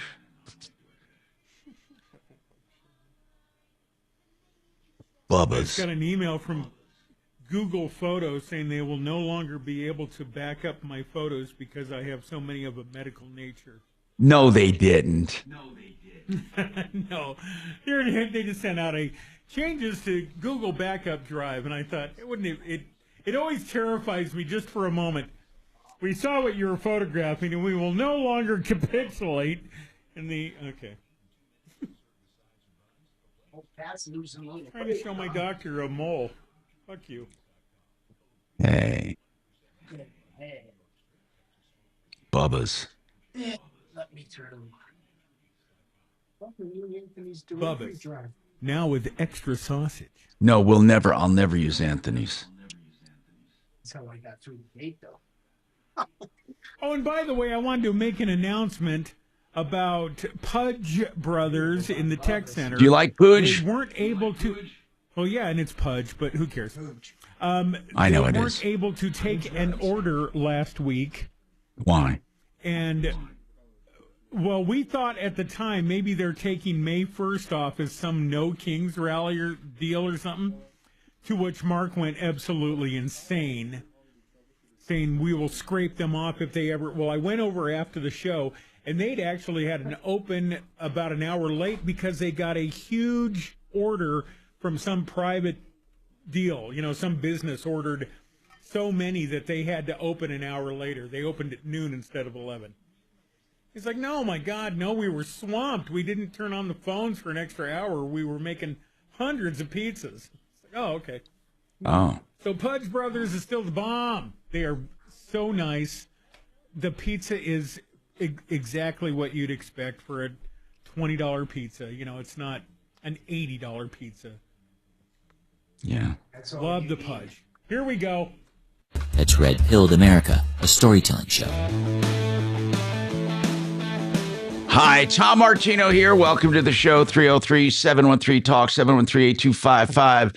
That guy in Detroit is Steve Leto. It's Lehto, Steve. He's on YouTube, and he has affiliates all over the country or people that work with him for Lemon Law. He's really great. Steve Leto, Lehto. Some people call him Leto. It's Lehto, Steve, and he's out of Detroit. And you can catch him on YouTube. He has a lot of good information about lemon laws. Let's talk to Desiree now. Desiree, welcome to the show. What's going on, Desiree? Hi, Tom. My sewer line broke last year. Yeah, and I didn't have the money to fix it at the time, so in August. Well, wait a minute. If you didn't fix it, what did you do? Did you still live there with a broken sewer line? Yes, we did, and I bought a portable toilet. Are you kidding me? Wow. What did you do about regular drain water? What did you do about regular drain water? We barely used it. Barely. Oh, my God. You could shower, but you could only shower for like 5 minutes, and the water barely came out. Oh, man. Oh, it was hard. So did you finally get it fixed? Yeah, we lived like that for almost 6 months. And my brother's neighbor from across the street, from across him, he fixed his own sewer line, him and his brother. So without me asking, my brother sent them over here. And of course, Tony said, oh, by tonight you'll be showering. And I was just so grateful. And he was only going to, how much did he charge me? I think like $2,500. Well, they came and they brought a small excavator and they started on the opposite side of the yard, which the sewer line was on the other side. And they didn't call anybody to mark it out to see where it was. His brother just started digging. Well, while he dug on the right side of my yard, once he got down, because after 2 days, he went and got like a 2 or 3 ton excavator, which broke up all my sidewalk, my driveway. But as he was digging, looking for the sewer line, he hit the water line and he broke it. It got caught on the teeth of the excavator and he pulled it out of the ground. He fixed it, and then a day later he did it again. He pulled it right out. And the plumber told me, this is afterwards, that he shouldn't have soldered the water line. He should have welded it. Well, and that's why I'm calling, because I'm just so done. Desiree, I have a lot to ask you. Desiree, I need to ask you a lot of questions. Hold on, Desiree. I need to ask you some questions, okay? But first, I need to take this break. Now, there's a lot of details I need on this, and we probably can at least help sort this thing out. So hang on. 303-713-TALK. Frank Duran, therealestateman.com. You want that name because he's the one you're going to call if you want a free market analysis of your home. Frank Duran, therealestateman.com. He'll tell you what it will sell for, what you will net, what you can afford to buy, all free of charge with no obligation. Frank Duran, therealestateman.com, 303-920-1622. Yep. Man, this is a freaking nightmare. That woman's got a nightmare. KRFX HD2 Denver. KHOW Denver. An iHeart radio station. Ryan Schuling, mornings at 6. Dan Kaplis, afternoons at 4. Man. This is Denver's talk station, 630 KHOW. Now, impact traffic. All right, still in good shape out here. We've got a little bit of a delay coming out of the airport on Pena, rounding the curve there past Towers, kind of tied up, and then it opens up back to I-70. We may have some police monitoring speeds in that area. I-70 East Peoria past 225, 270 heading west up through Vasquez. A little slowing there on I-25. Coming in and out of downtown has been a little busy anywhere, but actually between Broadway and I-70, both directions. South Valley looks good. Down to and from the Tech Center still wide open. With traffic, I'm Jonathan Steele. This report is sponsored by Red Pilled America. Listen closely. Do you hear that? That silence is the truth the media is hiding from you. Red Pilled America will tell you the whole story. Listen to Red Pilled America on the iHeartRadio app. That's Red Pilled America, a storytelling show.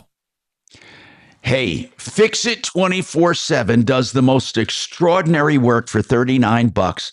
They get rid of the dirt and grime and the stuff that will kill your AC. The number one killer of all HVAC systems are dirt, grime, and debris. And Fix It for $39 will completely refurbish your AC. I'm telling you, they take a couple of hours. You will never believe the work. It's hundreds of dollars if done elsewhere, but they're doing it to introduce you to their company. They want you to be a customer. So if you've never had it done, call to get your AC completely refurbished for just $39. 720-526-3939. 720-526-3939. Or online, fixmyhome.com. Book now. Yep.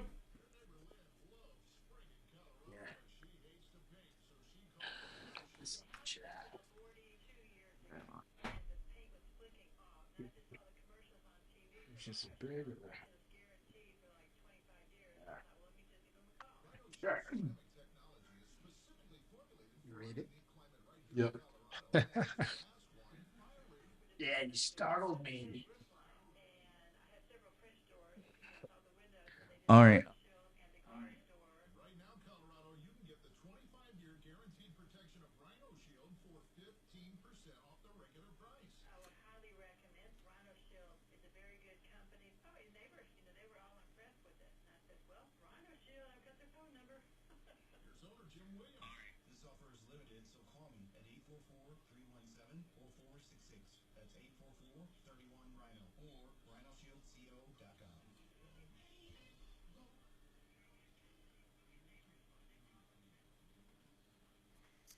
I wonder what's going on at Tom's house that he mutes the microphones.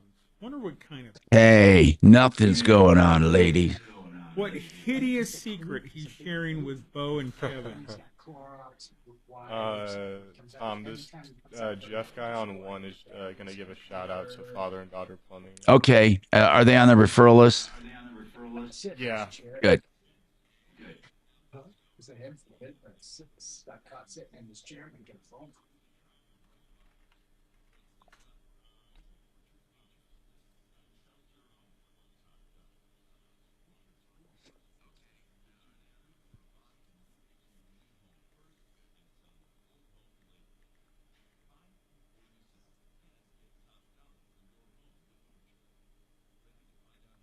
This Washington guy, Kevin, is happy with you. He was the guy that went to Costco. Man, that's some effed up stuff people are saying Yeah. about Bo. Bad stuff. I love that. They're saying mean things about Bo. They're saying that financial guy of yours sure did age while I was out mowing the grass, and then one person goes in, I think he lost a hand. Oh. Great.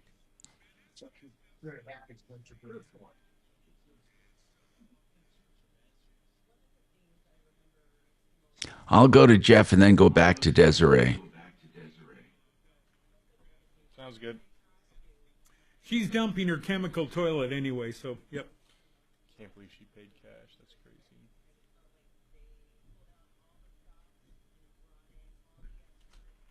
Actually, no, a compost toilet is kind of a good idea, sort of.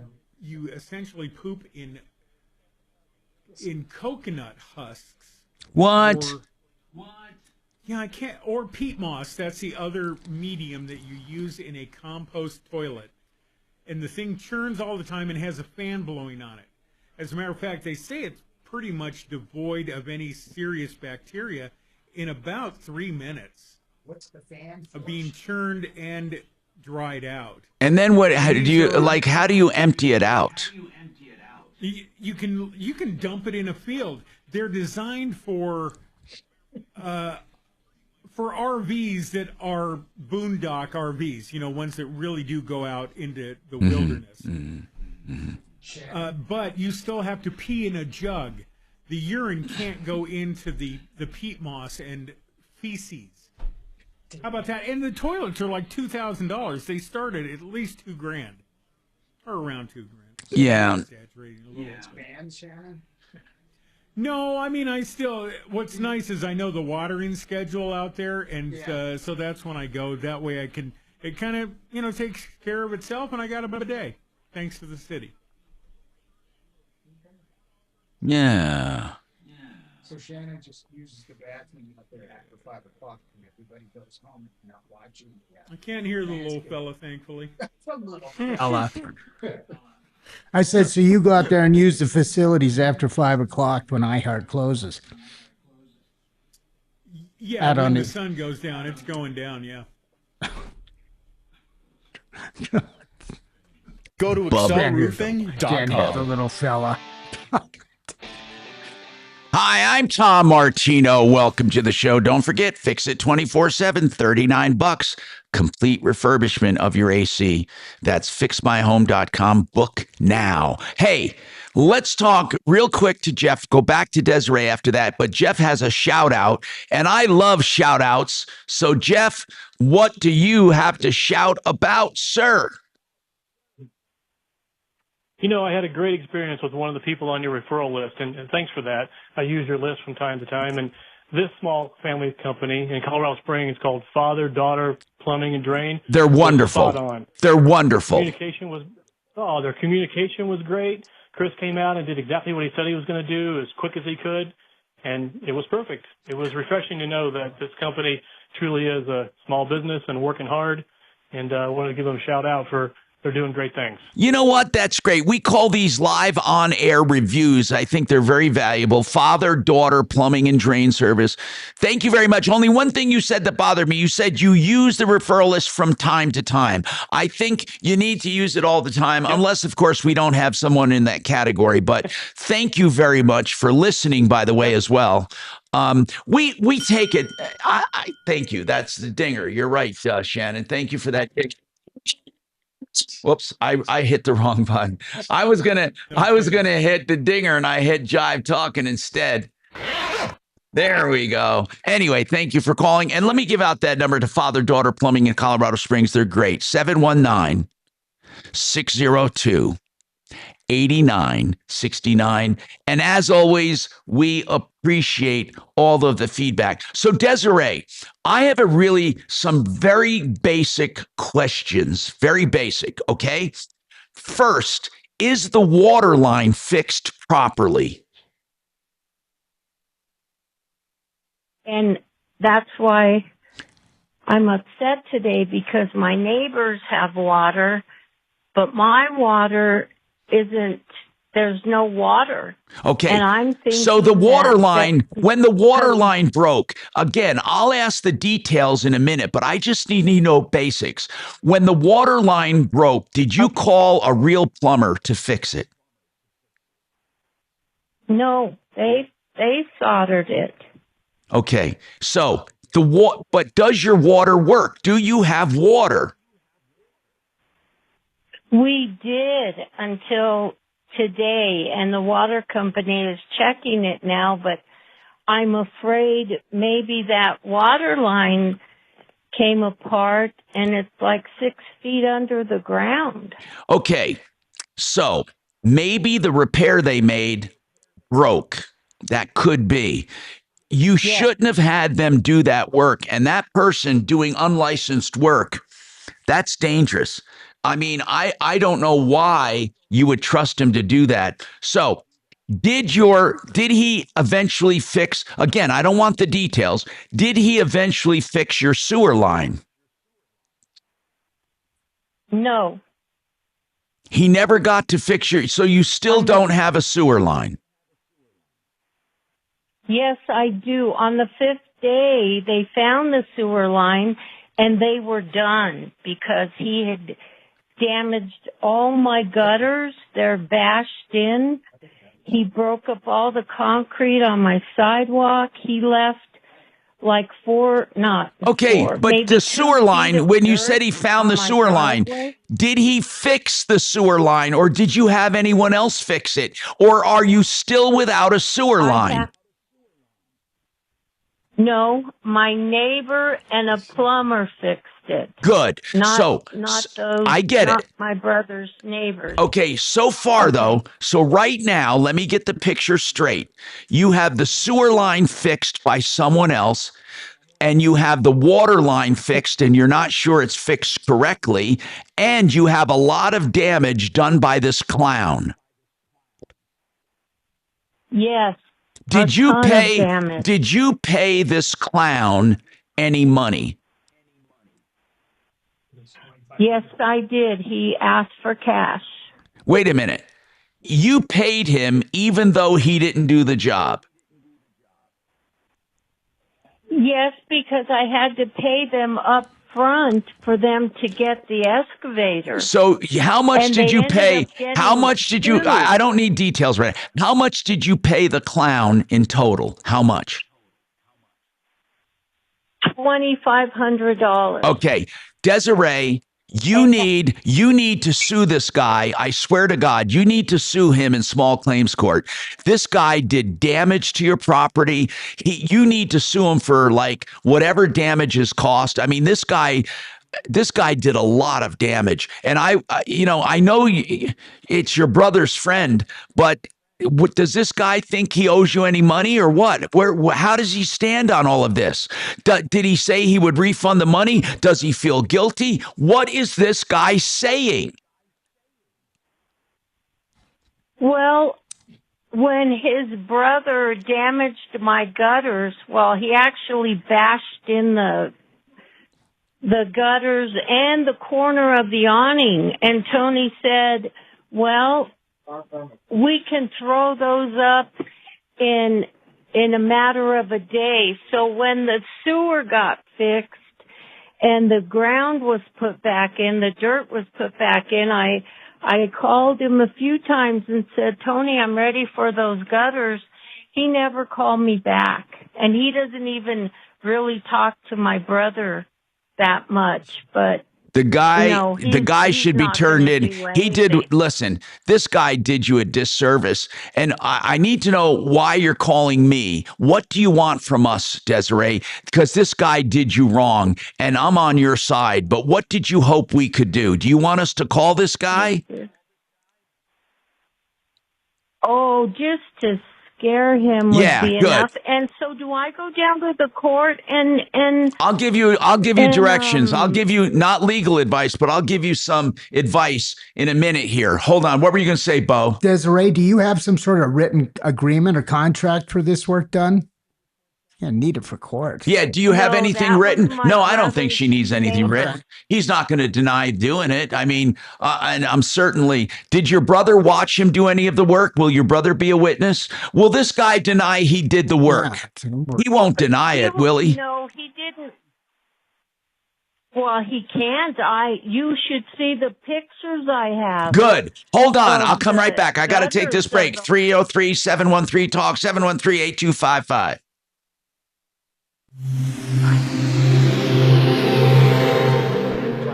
Now, God Almighty, is this a nightmare? Right, is this a We've fucking nightmare? got a little bit of a delay coming out of the airport on Pena.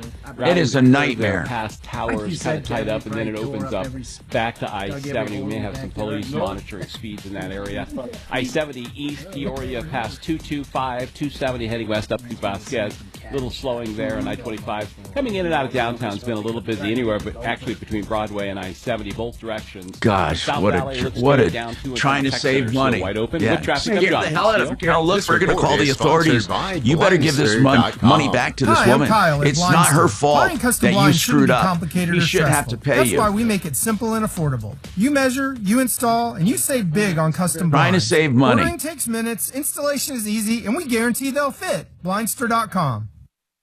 Frank Duran, the realestateman.com. I gave him that moniker like 30 years ago when I met him. What a great person. Whether you're looking to sell your property or you're looking to buy a property, he can handle any side of the transaction, and he personally oversees each and every deal. He's a negotiation expert. You will never find anyone better. And right now, he'll do a free analysis of your home to see what it will sell for in this market with all factors taken into consideration.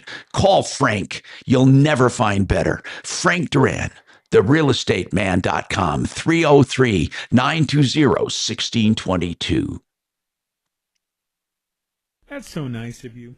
Oh, thank you. You're just like Frank. Yes, I am the milk of human kindness. Might have just collapsed. Curdled a little, but yeah.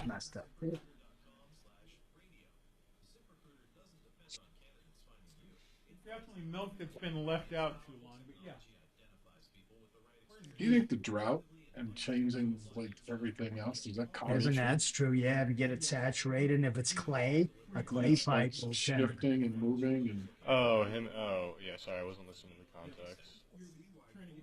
But normally they don't plug totally up, even if they're not separated. They build a little cavern, and you still flush a lot of. Yeah, last house we bought had come disconnected from the street.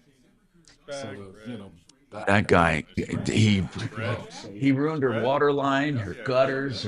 They must looking with that backhoe. House. I could see a Three Stooges episode with these. I know it. That's what it sounds like. Because I shouldn't say that. I shouldn't say it publicly because I don't want anybody else to take the idea. But if I were to accidentally come into some money, it'd be great to name a yacht Gottmar. Oh, you G-O-T-T-M-A-R. Gottmar? Yeah, I used to have What would Go that? on, I don't take your get money it. and run. signature tool. Go on, take the money and run. Oh, Go got on, it. Take the money and run. Explain it to him. It's like, it's not how it lasts. Hey, so listen, you've occasionally had some money. Is there anything wrong with, like, if you were to put your daughter as an employee and give her a company credit card as a way to let her have money without getting taxed for income? Is that a thing? Yeah, you could do that. It seems like it would be a thing. Yeah, it could be. Do a little, do it better. And that's certainly how I used to do it with Mr. Because if it's not but, stress I mean, free, it doesn't a legitimate, like, family. Yeah, when you walk on it, it rubs. Yeah.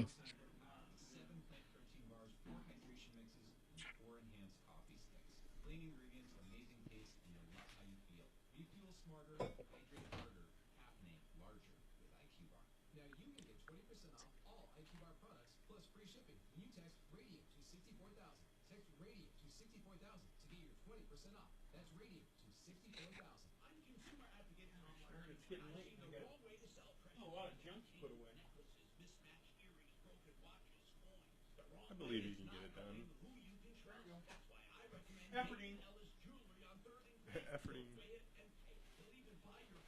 I can't believe the Nancy Guthrie's thing is still in the news. Oh my God, what do you think is going on? Yeah, that's. You think she's dead, right? No doubt. She'd be alive somewhere this long, you know. But they even offered $1 million, I think, for her body. They're offered to pay you. You think they turn the body? They're turn the body and then leave it in an alley or something. They offered, didn't they, Kevin? They offered money. I don't know, but if it's somebody family related or something, I mean, It's they something don't, went wrong. Something. Yeah, I they think she don't- died that night. I think she put up a fight. I bet she put up a fight and they killed her that night. Yeah, she's what, 80 and change, wasn't she? 84, right? 83 or 84. Kind of fragile. You would have think they would have found her though. I mean, they had hundreds and hundreds of it. Even the president got involved. So agents down there. I know. Dude, it's Friday. Everyone not. I just don't know why they don't turn it over. It's a Turn the nice body over. surprise. Would you? It's Well, Kevin, they offered a reward for. Yeah, but still, the only way you're going to get caught is with the body. bummer. You know, if I did something. Well, yeah, that's true. There's nothing, $1 million, you can't And if spend you it. leave it somewhere, you can't put a note on it. Say, No, you you can't. can check to this post You can't office spend it box. in prison. You know. Oh, hey Don, I was gonna call you, but we had a show. We had a business plug happen at 10, and then we've just been full lines since then. So I didn't want to call you and have you wait on full lines, but we do have one caller ahead. So. There's so many wackadoos running around. And can you remind me? You It was a just don't even know. recommendation. Let me check my notes real quick, and then I'll pull it up.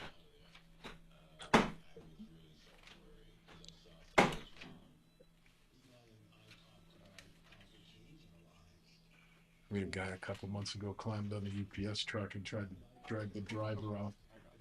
What? Really? Yeah, homeless guy right in front of our shop. Oh, really? Yeah. And the UPS truck are tall. It was tall. This was that on your shop, near your shop? Next to the shop, yeah. And Did they made fight? critical. Did you see the fight? Oh, we went out and grabbed the guy.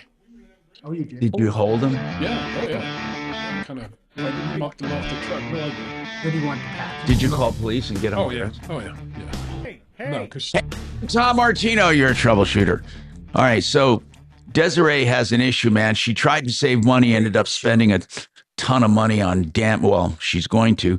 She had to have a real plumber. How much did a real plumber charge you to fix the sewer line that the other guy screwed up? How much? Well, I wasn't trying to save money. I didn't have $8,000 to fix it. Well, then so you were my trying to brother save money. sent his neighbor over. Got it. I got it. And Okay, I call that trying to save money. You my didn't have $8,000, so you neighbor- wanted to pay $2,500. So you wanted to. I don't care what the reason was. Let's just go here. How much did you finally end up paying this other person who fixed it? Well, there were two people who fixed it. How and much it did was you pay? Over $2,000. Wait a minute. So you got it The hole fixed. was already the Good. hole was Good. Yes. Okay. But the hole was already Doug. Doug. Right. So they didn't have to rent an excavator. Good. I'm sorry. Did they fill it back in, Desiree? Good question. Yes. How did they do that without an excavator? Then I have. Oh, my neighbor built a house to another house. He did it by hand. Oh, and my God. He insisted on doing it because the plumber was going to have one of his guys come with a smaller excavator to fill it in, but Fabrizio said, no, I'll do it. Well, thank God you got it fixed, okay? We learned a lesson, folks. I want you to hear this. Yes. And this one brother's friend, what was that guy's first name, your brother's friend? Tony. So Tony and his brother Jay. Tony and Jay tried to fix it. And Tony and Jay, I'm not saying they're bad people. They qualify. You know, they just didn't know what the hell they were doing, right? I don't think they wanted to do you harm. They tried to fix it, but they ended up doing more damage than good. Right now, we're going to have Deputy Bo call them for you. And so hang on. Axe will get information from you, and we'll figure this out. Very nice. And Bo All right. will get on it? Okay. Okay, Bo will get on it if you get the information. Hey, Desiree, this is Adam. Real quick. Can we just get a good number to contact you at? Because one of our deputies named Bo is going to help you. Oh, wow, this is sad. What's sad, Tom? This whole thing. Oh, it's sad. That is. Awesome. I'm just going to read that back to make sure I have it. Okay, it's going to be 303. We just hope they put gravel down in the. Yeah, that's what I was thinking. Just burying it, throwing dirt on. Throwing dirt's not going to help. What is that noise I'm hearing? I must be doing it somehow. I'm doing some noise in my ear. Whistling.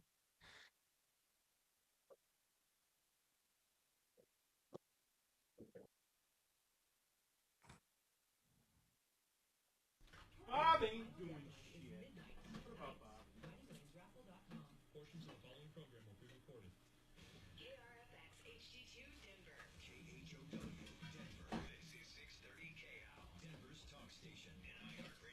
And you got to wonder, why would people go on a cruise? Wow. You see this thing with the hantavirus and all that? Yeah, 3 people died. And then they wouldn't let them pull into certain ports because they're afraid they were going to affect the community. Yeah, they had no idea it was on that ship. Didn't they say they picked up this virus from visiting, going on one of those tours? I don't know. It was some sort of a bird sanctuary. Was it? I didn't see. Yeah. The hopes of a baby who a kid had with a woman who was a armed robber or murderer or something, and she was executed in prison. So now he has to raise the baby. Great setup for why you end up as a single father. Great setup. And funny little note, he knocked her up in his van. Like within an instant. Okay, let's see where my delivery is here. They say, oh yeah, my ass. How do they say that's 2 minutes? You're so full of shit. That's yeah. I can't drive. I couldn't drive. I couldn't drive halfway. 2 minutes. Maybe drone it in. They're way up at Parker Road.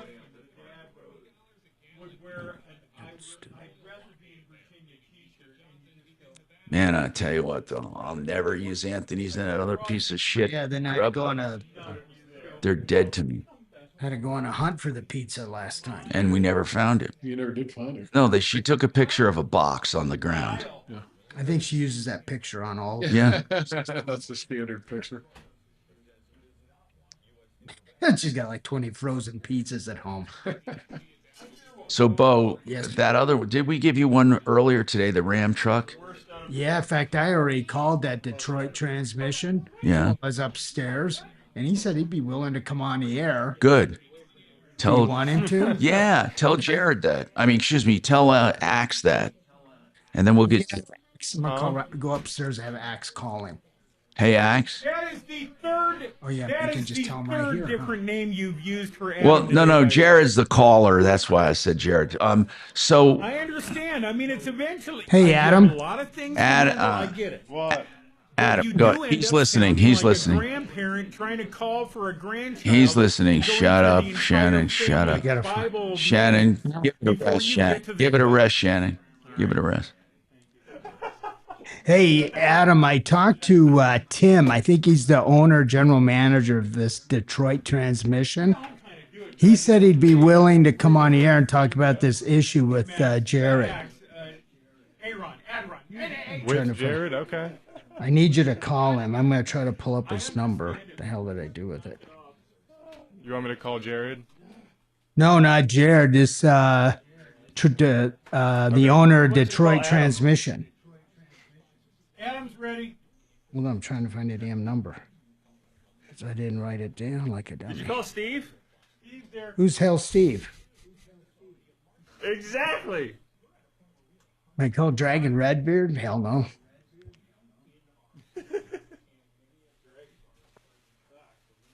Is the big fella Shannon still there? I am. Big fella. I'm going to get you for that little fella joke. What? Little fella. I'm 6'2". 90% of the people I know are little fella. Aw, the little fella. Mm-hmm. Yeah, Ross, who's 5'10", is a little fella. Oh my, he's like washed and hot. But my main little fella is a guy named Reed Fisher. Phone's not working down here. Now he produces all the Buffs sports programming, and we all call him that. Mark calls him that. Coach, everybody. Well, everybody's taller than him. Oh my gosh, by a foot. Is the little fella in? All right, fellas, that's quite enough of that. He does get angry, but it's not. It's like a mouse barking at you, you know. Well, he's like 5'4", isn't he?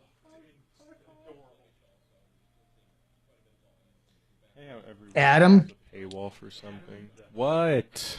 The phone number is. You got a pencil in Oh hand? my God! Just text it to me, you dinosaur. No, I can't. That's gonna be complicated. Hey, Boom. I know I left Boomer a pen. had a text. I left a pen in the studio. Some of these people are too old. Okay, I'll I text have my it. own pen. You can't read it. He's gonna fax it to you. Oh, ha ha. Oh my God, he would. Yeah. It was heartbreaking when I got rid of my 2 fax machines 6 years ago. All right, his name's Tim. I'm going to text you the phone number. Does anyone even have fax machines anymore? I had to get rid of mine when I left. One of our all-in-one printers still has it hooked up. Yeah. Somebody wanted a fax not long ago, and I was like, fax? The state offices still use fax machines, I think. I don't know why. I mean, when you can scan Oh stuff, my and God. email so fast, then everybody has a record of it. Girl Friday's candy store still uses a fax machine. I mean, I've been in a helicopter before. Ha ha, Adam. Did you hear that? I did. It just wasn't true. You know one? They use modern technology, something you can't. And I'm proud of it. Hey, I could still find stuff while the internet went down this morning, buddy. Well, one further away than this one. I don't need batteries. I don't need. My life's pretty much over. I can't do anything. I don't know what I do. All right, so the guy's name is Tim. I texted it to you. Tim at Detroit Transmission. First name is Tim. It was Tim. What do you mean, you people? How we Oops, sorry. for? You guys smell something? Ripped off, bad news. You need advice so you don't have to lose. We'll come running just as fast as we can. Troubleshooter's gonna help the common man. This is the Troubleshooter Show. Now, Tom Martino. Hello, Tom Martino here. Welcome. This is Car Day today, but we'll talk about anything you want. All you have to do is call us at 303-713-TALK. That's when we're here in the iHeart studios. Of course, I'm in my casa studio at my home, but you can also call 303-MARTINO 24/7, 303-627 8466, and that'll get right through 24 hours a day. And you leave a number and we will call you back.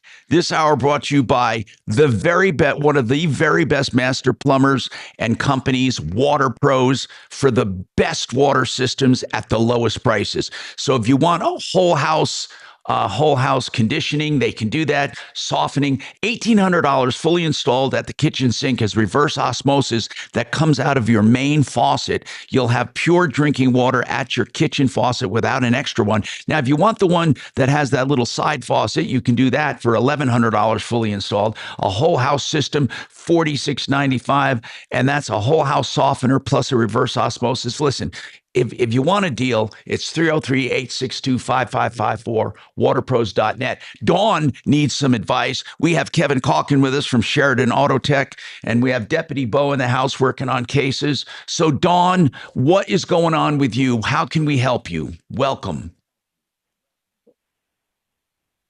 Hey, I'm the same Don at the end of the day yesterday. Yes, I remember that. Let me find it here. Okay, so where did we leave off? Why don't you let our listeners in on the whole thing? Start from the beginning, sir. What's going on? Well, I have signed contracts with the general contractor. It's a tenant finish at Flatirons Mall. I have a contract to do demo work and frame and drywall. Okay, you did demo work, frame and drywall. Yep. Okay. In the middle of the demo work, well, it was about 80% done. We were working on the storefront, doing the demo work on the storefront, and one of the guys that I hired hit a sprinkler head and flooded the unit in the middle of the night. Okay. And of course this unit is a second floor unit, so it got water ran into a neighboring unit and then also went downstairs through the ceilings. And of course, the GC called ServPro pretty quick. It happened about 1:30 in the morning on Tuesday morning. By the way, how did the general contractor? Dawn is a subcontractor. How did the general contractor find out about the leak or the flood? Superintendent was on site. Okay, in the middle of the night. Yep. Okay, yep. So what happened? ServPro, did ServPro stop the damage? No. What happened was when the sprinkler head got hit, of course the water was flowing. The superintendent went and found, after about 10-15 minutes, found the shutoff valve for it. And, but obviously, I don't know how many gallons of water spilled in the meantime, but, yeah, ServPro was called out, I guess first thing in the morning. And then, of course, they wanted me to file a claim on my liability. Well, of course, and of course, that's what you should do. The problem that I've had is yeah, but the problem is I hired a crew, and they have a liability insurance, and the person that actually hit the sprinkler head, he has a liability policy as well. Right. So, but Dawn, here's the thing. Here's what's going to happen, okay? Yeah. It's a mess, but here's what's going to happen. The general contractor the general contractor is going to be responsible. Okay. Yeah. Then he is going to, what should happen, and again, it's not going to, but in a perfect world, the general contractor would put a claim in. His insurance would then subrogate against your insurance. Your insurance would subrogate against the person you hired. And then their insurance would subrogate against the person that they hired. And eventually, the one responsible would end up paying. However, it doesn't always work in a neat little package like that, because the general contractor might say, I'm not putting in a claim. I don't want to raise my rates. And that's the problem. So that means that you would be next in line to put in, and then your company would subrogate. But you can't make the guy who did the damage put in a liability claim unless he wants to. I mean, there's no way to force them. There is no, I often say this through my 50 years of doing this, there is no ministry of fairness. There's no place to complain that things are not being done correctly. So you're just going to have to do it you play it by ear, and you try to get it done as peacefully as possible. But right now, the path of least resistance would be for you to put a claim in, because you're the one that hired these people and you are responsible to your general contractor. Your insurance company will then go after the other people who are responsible. That's the best way to do it, unless you can voluntarily get the other people to put in a claim. So how many subs were there? You hired someone and they hired someone. Is that the way it worked? Right. I hired a guy that supplied the manpower. I found out, obviously, after the damage was done, that the guy that actually hit the sprinkler head he's got a roofing company, and that's why he has a policy. Yeah, but his roofing policy might be limited to roofing. His policy may have an exclusion for any other work that he does. So it may not be as simple as you think. So you can try that. First, let me just ask you, is he willing to do the claim, the guy that did the damage? No. I told him, I said, you know, we're going to have a hard time getting our money at this point. So that's it. Wait. That's a simple answer. What you're saying, Dawn, you're saying that the guy that actually broke the line, the last one in line, he is not willing to put in. He's not willing to put in a claim, and probably rightly so. I'll bet you his liability coverage will not cover this, because it's outside of the scope of doing his job as a roofer. It's outside the scope. So I don't think his insurance is going to step up. But that other guy that hired him, the one that you hired, is that guy willing to put a claim in? Yeah. Well, of course, nobody's willing to do it. You know, there's got to be some type of coercion in some manner to say, hey, you know, somebody's responsible here. You know, I mean, the problem that I had from the very beginning is, of course, yes, I have the contract with the general contractor, but I hired all these guys to be on site. I wasn't even on site, which I'm not denying responsibility. No, I know you're not. I just wish somebody would step up. Why don't you step up? Dawn, here's what I'm saying. There's no one that's going to make them step up. Yeah. Okay. The guy that you hired, if he will not put in a claim, you're going to have to do it. Right. What complicates things is my contract was a T&M contract. And so I was it wasn't a standard, bottom line contract. It was Okay. a T&M contract. It was time and materials. Okay. That's not unusual. How does that complicate this? This is a whole separate issue. This is an issue. First of all, No, it is. It is, but it's the progression of everything. These guys decided, well, you know what, we don't want to be responsible. We don't want to even be there anymore. So these guys quit.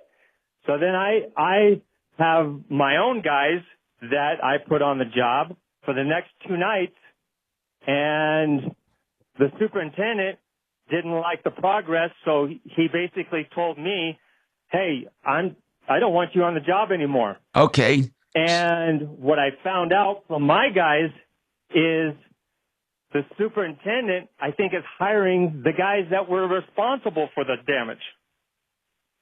And they're trying to cancel my contract. Well, they probably can. And that's what and I guess the other thing is because the superintendent said, hey, you know what, I don't want Ziegler on the contract anymore, on the job anymore. What do I do with the frame and drywall contract? Isn't the GC still responsible for that contract? Let's talk about that, okay?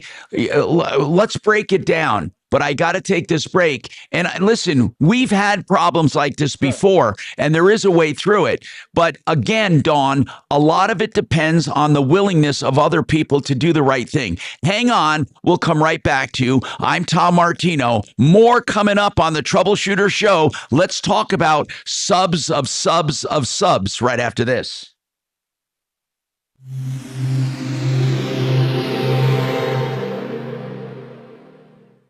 Update your appliances today and save big at Mountain High Appliances Clearance Center. I'm Brad Barnett, president of Mountain High Appliance. Get unbelievable prices on refrigerators, dishwashers, washers and dryers, ranges, and more on popular brands from KitchenAid, JennAir, Bosch, Sub-Zero Wolf, and many more. Whether you're looking for new, in a box, discontinued, or scratch and dent, our Clearance Center has it all. Visit us today in Denver or online at mountainhighappliance.com. Mountain High Appliance, your favorite appliance store. Thank you. Hey, I'm going to tell you something right now. You can get an insurance checkup and save money if you're paying too much for insurance, or you might be underinsured and you're paying too much. You may need more insurance that you can get at a better price. We use Compass Insurance Group for all of our insurance. They save me thousands of dollars. Listen, they're going to be honest with you. Call them and see about their insurance checkup. They'll go over every bit of insurance you have. They'll consolidate it where they can. They'll get you the best prices from the best carriers. And guess what? Money talks. So if they can't save you money, they're going to be the first ones to tell you you have a good deal. Call for your free insurance checkup. 303-996-9000, 996-9000, or go to theinsurancehelpcenter.com. How much time do I have? 4. Thank you. I'll be right back. Yep. Okay.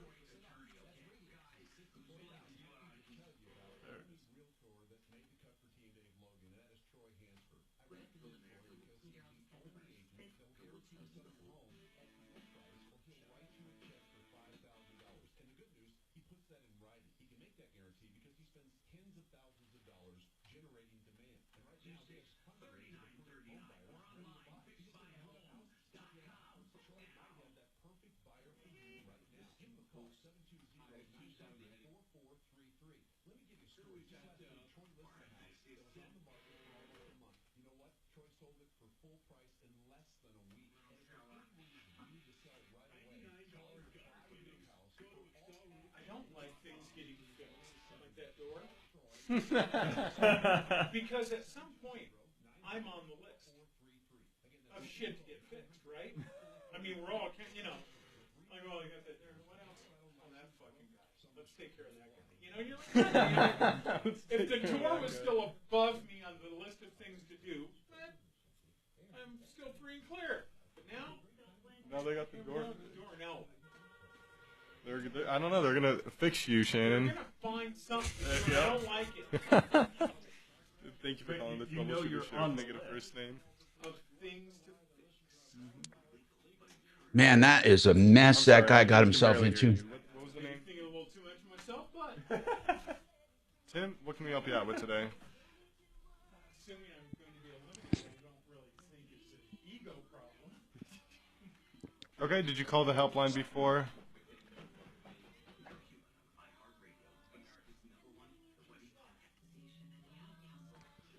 Okay, I'm just a little confused because you would have left a voice message for me to return your call. Did I say anything in the voice message?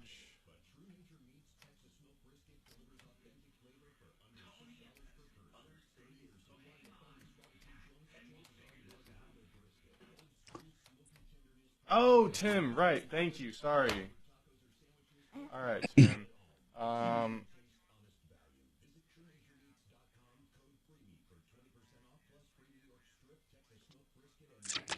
Okay, sweet. And were you talking to Bo, correct?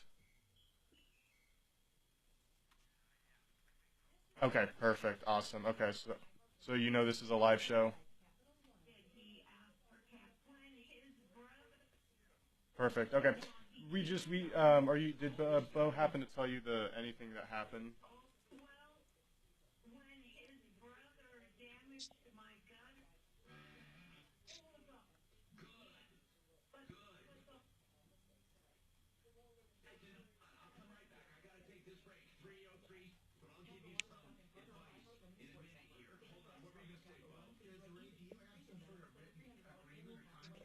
Okay.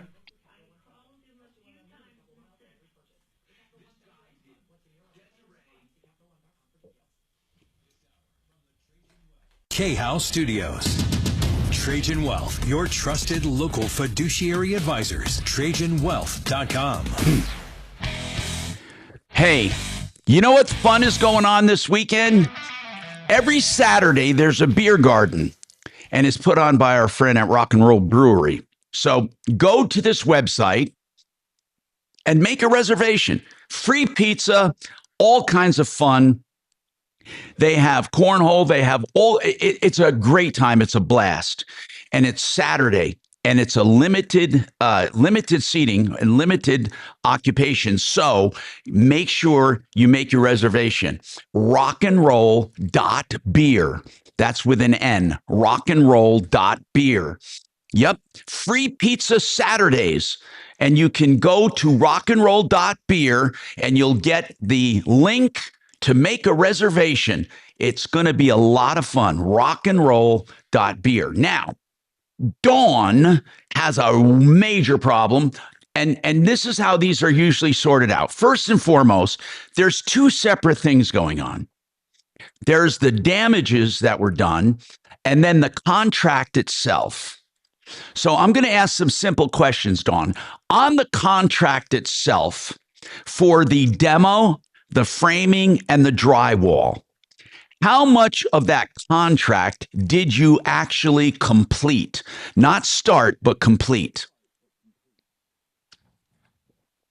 Well, on the frame and drywall, the frame hasn't been started due to the fact that the demo wasn't complete. As far as the demo, like I said, the demo contract was a T&M contract. So, right. I mean, I'm 100% every day, you know, because I get what you're saying. It was time and material. So what I'm asking is this: in time and material, how much do you have completed for the contract? Time, how much? You must have calculated it. How much would this general owe you today? Not for anything except that contract. How much would he owe you today? About 20. I mean, my contract was a T&M not to exceed 21,000.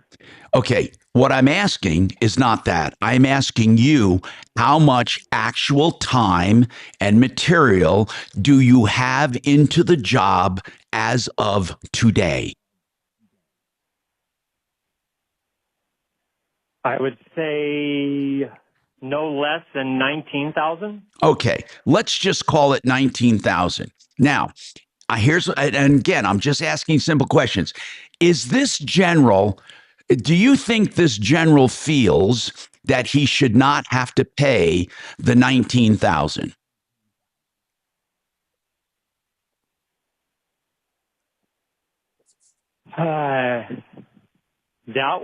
That's a good question because I don't know. I don't know at this point. Okay. Now, I mean, all I with can the do time is with the time and material, with a time and material contract, he is allowed, unless you have something to the contrary, he's allowed to call it quits anytime he wants, as long as he pays you. Right. Now, if he disputes the amount, that's a whole separate issue. But technically, he should pay you the 19 grand and you should pay for any of the damages. And then he should not have to worry about that. If you don't pay for the damages or you don't put in a claim, he may try to offset, which is also allowed. He will say, wait a minute.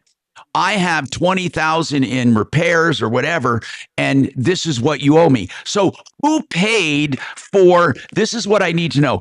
Who paid to deal with the damages? Who paid ServPro? Well, the GC hired ServPro and nothing has been paid yet. Okay. How much is it? Did ServPro put it back? Trying to communicate with me. Listen, did ServPro put it back to the condition it was before the accident, or do you still have to make more repairs? Is it back to the way it was a minute before the pipe broke? You know, that I do not know. The only thing I do know, I think all they were going to do is mitigate. Okay. All they did, because all it was water. So I don't know if I think it's a combination. I think it's a combination of ServPro doing their job, which right. is obviously mitigating the water. Right. But then I think it's going to come down to each individual store then to say, well, you know what, we have floor damage or we have product damage. Okay. So Dawn, you're not gonna like to hear this.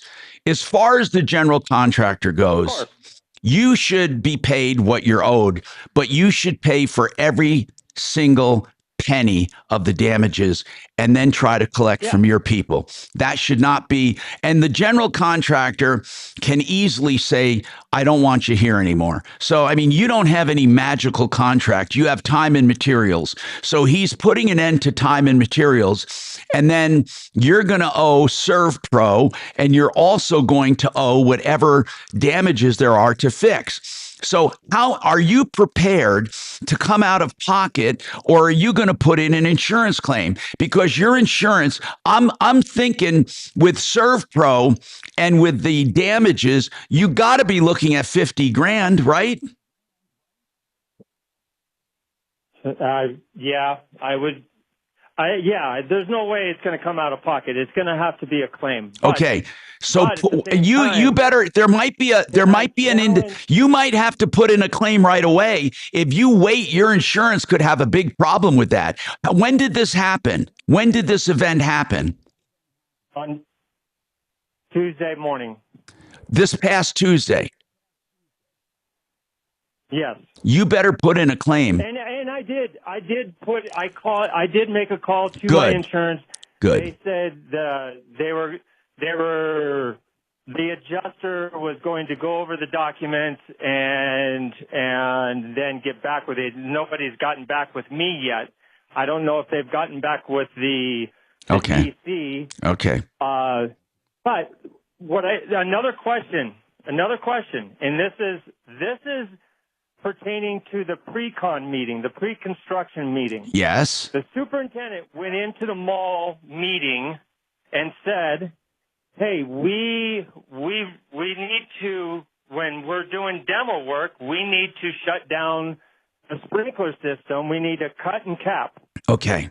Dawn, I know you're listen, Dawn, all of these mitigating factors, okay? I understand you're thinking, well, wait a minute. Had they done what they were supposed to, there would have been limited damage. That doesn't come into play right now. That is what your insurance company is for. It's not up to you to say, wait a minute, Mr. Insurance Company, you shouldn't have to pay for this. But will my insurance company actually do that? Will they fight on behalf of this?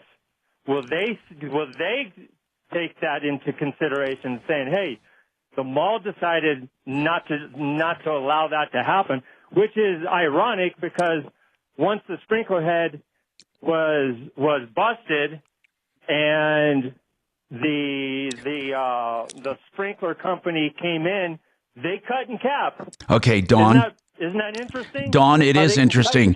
But Dawn, you're going to, that doesn't, whether your insurance company brings that up or not, it's not your battle. If you put in a claim, it's all on your insurance. Now, if you don't put in a claim, it's all on you. And that's where you would make your mitigating arguments. But it would probably be in a court of law. Again, there is no Ministry of Fairness who's going to say, you know what, Dawn, you don't really owe all of this. We should have had that tapped. We should have had that capped. There's no way you should have to pay for all of this. No one is going to say that. It would have to be in a court of law, which would be thousands and thousands of dollars. You asked a question, will your insurance company bring that up to try to mitigate their damages? They might.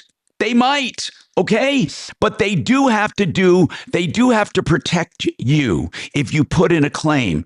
And I'm telling you right now that your insurance company will try to pay as little as possible, and they will try to collect from anyone who is responsible down the line. But that's not for you to fight right now. You're putting the cart before the horse. It's not for you to mitigate damages for your insurance company. Put in a claim and do what insurance is supposed to do. They're supposed to go in and adjust that claim and pay for damages. Okay. And that's the way it is. You know, you're making all these arguments that you're not a party to. It's your insurance company.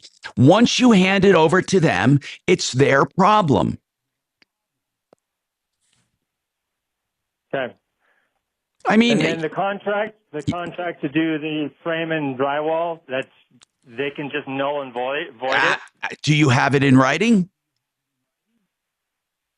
Oh yeah, no, I have a contract to do the frame and drywall. But okay, like I say, it's but it's time and material. It's time and material, Dawn. No. The frame and drywall. That was a hardline contract. Okay. If it's a hard contract. Okay, so now we're into a new realm. We're in a new realm, Dawn, called specific performance. Let me explain what that means. Right now, if you try to make the argument that you should still be allowed to do the framing and drywall for the cost you bid it, and the general contractor says no, then you have to sue for what's called specific performance. You have to sue the general contractor and make that general contractor honor the contract. but there's no insurance for that, and there's no attorney's fees for that. So again, the best is if they don't want you on the job, the best form is to leave. It's the least resistance. But if you're going to sit here and say, wait a minute, I put in a claim with my insurance, I still insist on doing the framing and drywall. You can do that. You have a contract. But all the GC has to say is, no, we don't want you anymore. And here's why. Break time, buddy. It would be up to you to have to sue. We have more coming up.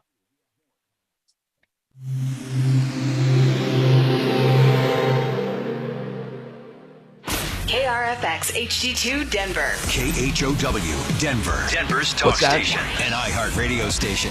No, fine. Guaranteed human. Now, impact traffic. Some busy spots throughout the Denver metro. Northbound I-25 through downtown. Some pockets of stop and go between Alameda and Colfax. Pretty typical for your end of week drive. 6th Avenue eastbound, heavy congestion on the off-ramp side, 25 southbound.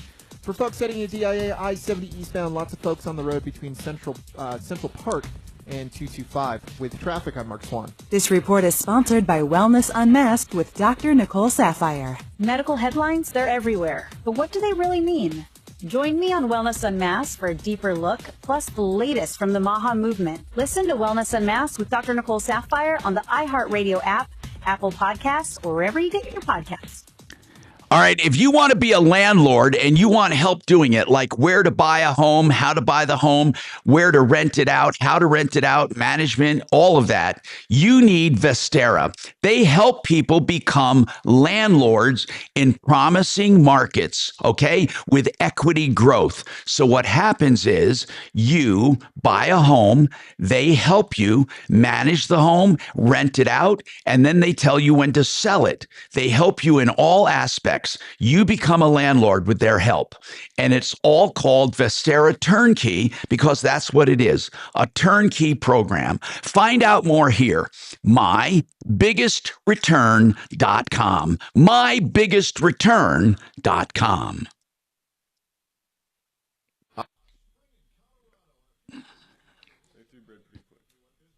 Ketchup, mustard in the fridge? Yes, both. Parmesan cheese. That's that's in there. Okay. It's in the fridge. Yeah. I know people say you can split it. It's still cheese, so I don't want to try anything. That's just in case. I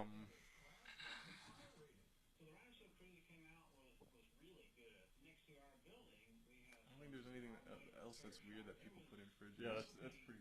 Yeah. Eggs. Yeah, they're in the fridge. Can they stay out of the fridge? Depending on how you get them. If they come straight out of the chicken, they can stay on the counter for months. But if they come from a American grocery store, they wash them, which removes the safety bacteria. Now they have to be in the fridge. Dragon, I didn't know that. You didn't know what? If eggs come from the chicken, they can stay out for months before they need to be refrigerated. If you don't wash them, they all come from a chicken. They what? They all come from a chicken. Correct. Okay, I apologize. From the grocery store.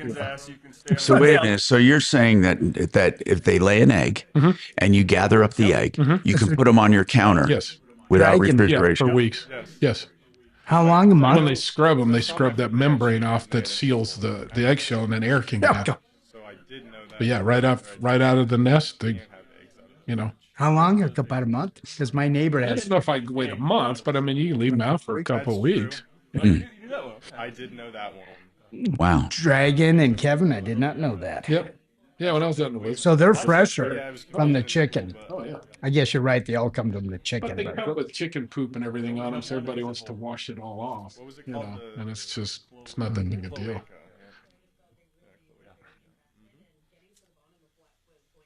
But you don't want to wash them off. If you wash them off.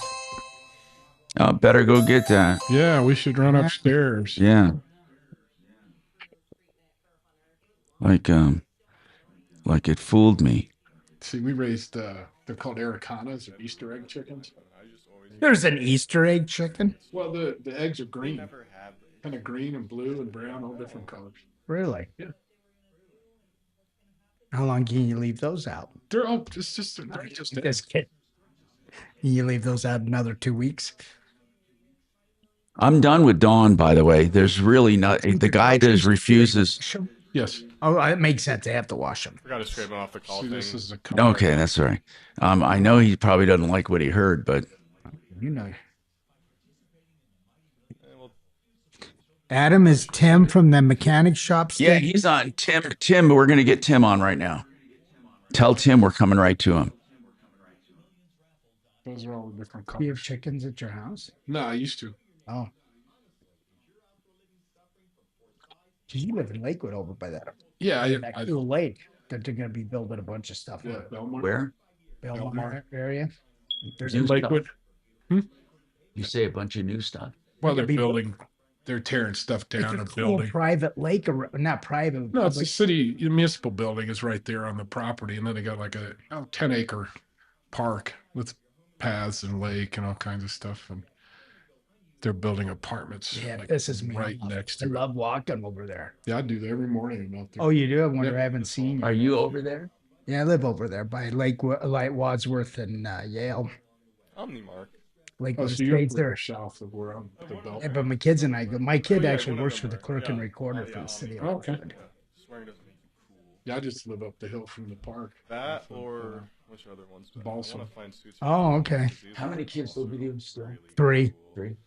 I love They this need one. better jobs, Tom, so they can move out. No, that's that's the issue. good though. That you're taking care. They keep me out. They keep me out of trouble. And they're working.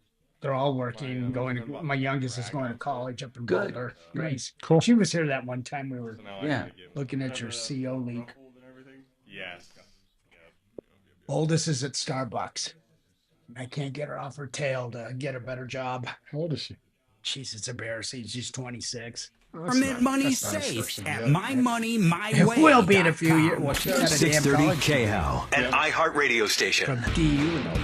I'm Tom Martino, okay? I want to go right to the phones. Whenever a business is mentioned on this show, we bend over backwards to be fair about it. And Tim's business, Detroit Transmissions, we had someone on to talk about this. He said he took his Ram 3500 pickup truck to Detroit Transmission Specialists in November of 2025, and it's still there. He says they tried a number of different things that did not work, and he's in it for $5,400 so far.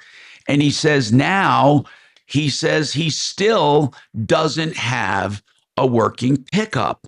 And he may now have to pay for rebuilding part of the transmission. Again, I'm not sure on all of these facts. This is what Jared claimed. So, Tim, why would a truck spend so much time at a shop? Hi, Tim. Hi, Tom. I know you personally. I've spoken with you before and actually shook your hand. And well, thanks for coming. Thanks for coming on, Tim. I appreciate it. Yes, sir.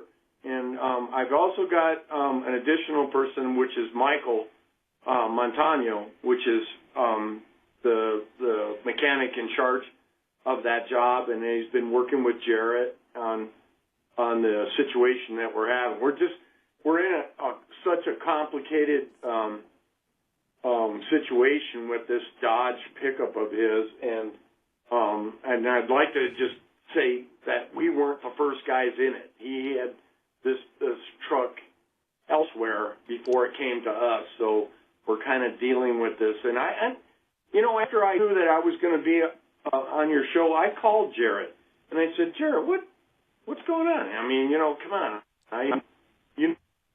I'm here for the long haul, but we were having problems getting parts for these older Dodges. Mm-hmm. Now I'll let Cole tell you. Would it be better if he explains to you? Yeah, whatever you want. Whatever you want, Jared. I basically, I can ask some very basic questions. Is it true that you tried a lot of things that did not work? Correct. Okay. And do you feel and again, I don't have an agenda here. I'm asking because I truly don't know. Do you feel he should have to pay for those things that were not needed? I explained the same thing, or not the same thing, but I'll tell you how I answered that question with Jarrett. I said, Jarrett, can we just get to the bottom of the problem? Can we just get to where we know what the absolute problem is, fix it, and then determine that? And he agreed with me. Now, whether he still agrees with me, I don't know. We're not in any dispute of anything like that. I'm just trying, Michael and I are just trying to figure out how to get this truck back on the road, and right, without all this confusion that we're dealing with. Does that sound right? No, it's not. No, that's a good answer. I understand what you're saying. You're saying, look, once we get this thing working, then we can decide how much of it, was maybe our fault or how much of it you should pay for. Let's just get the dang thing working. What I'd like to know is this. Do you know right now today what is wrong with that transmission? Michael, I'll let you answer. Michael? So we've gained a few with it, but as far as the codes that when I was dealing with it, yes, they have been fixed. So naturally, actually, it was an internal issue with the transmission itself. So, when you go by the book on these, you're supposed to go by, especially it had circuit codes. So that means wiring issues. So you got to go by the process of elimination on that. You can't just condemn the transmission internally, especially when he had noted that the transmission was rebuilt recently. So okay. It was kind of one of those you were hoping that whoever built us was, built it right. All right. Yeah. So what needs to be done now? Somebody else's. No, I get what you're saying. It was rebuilt. He never mentioned that to us before, that it had been previously worked on. What I'd like to know, what does it need now for him to be down the road? We're not certain at this point, are we, No, Michael? I mean, we still have some circuit code issues that are going on that. Yeah. Now it's got another circuit issue that, after testing, and we've tested this vehicle we've got so many hours. Michael and I calculated somewhere around 40 hours worth of work on this job, Tom. Wow. And, he's not even getting close to that. He's that guy. Yeah, he's not, and we're not putting any of that on him. We're trying, our hearts out to, and, I've been around for 45 years, so yeah. I mean, I'm not the kind of guy that walks away from problems. Now listen, so, we're not accusing. Listen, man, we're not accusing you of anything at all. In fact, I don't remember any complaints we've ever gotten about you guys. I have to take this break, but what I'd like to know is at some point. So put them on hold for a sec. Let's take this break.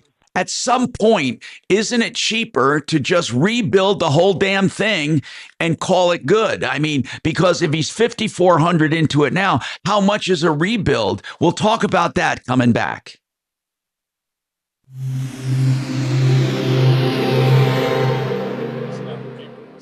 Now, impact. Oh, really? So it's electrical more than anything. Okay. So how much time then, since there's no lives? 5.5. 5.5. Okay. I'll be right back. I'm just gonna grab another bite.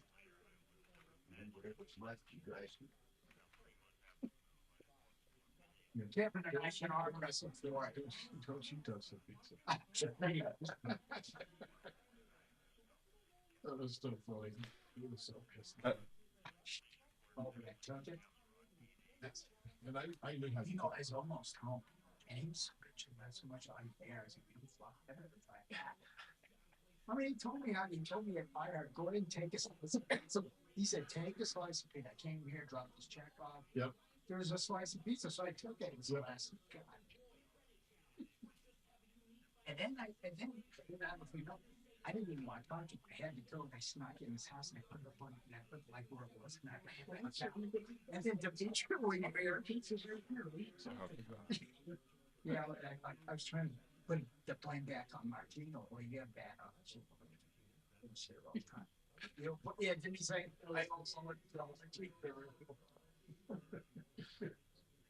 Oh, bone apology. You just take it. It's been here. Yeah, Tom, what did Dimitri say if it was that? He's stomping it with a bitch, yeah. Not a snake, it would a bitch, a bitch. Yeah.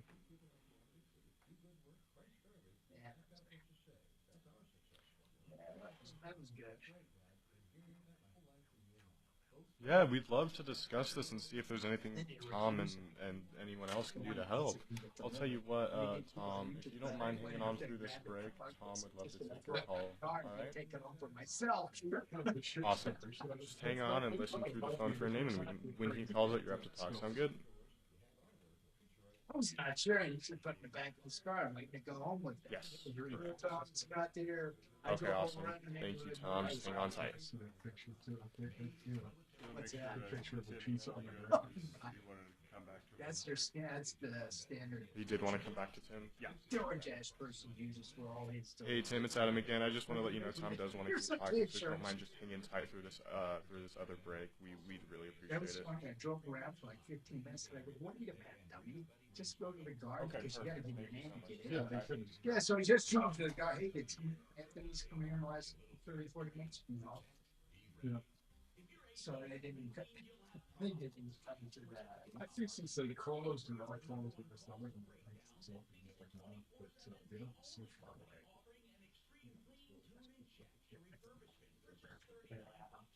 And I don't know if you heard on the air last week, they sold out. Yeah. Their two brothers ran it. And,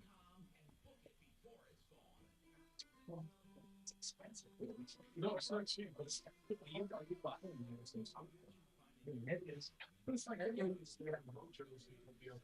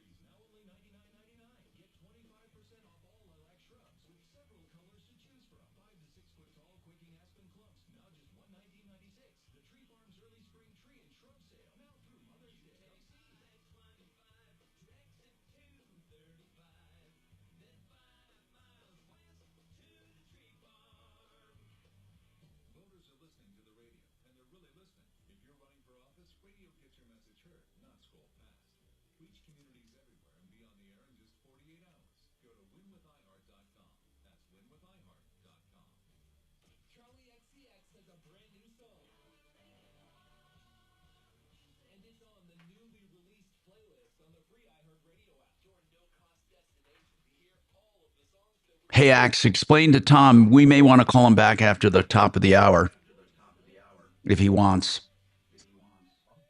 If you can hear me. Then he doesn't have to hang.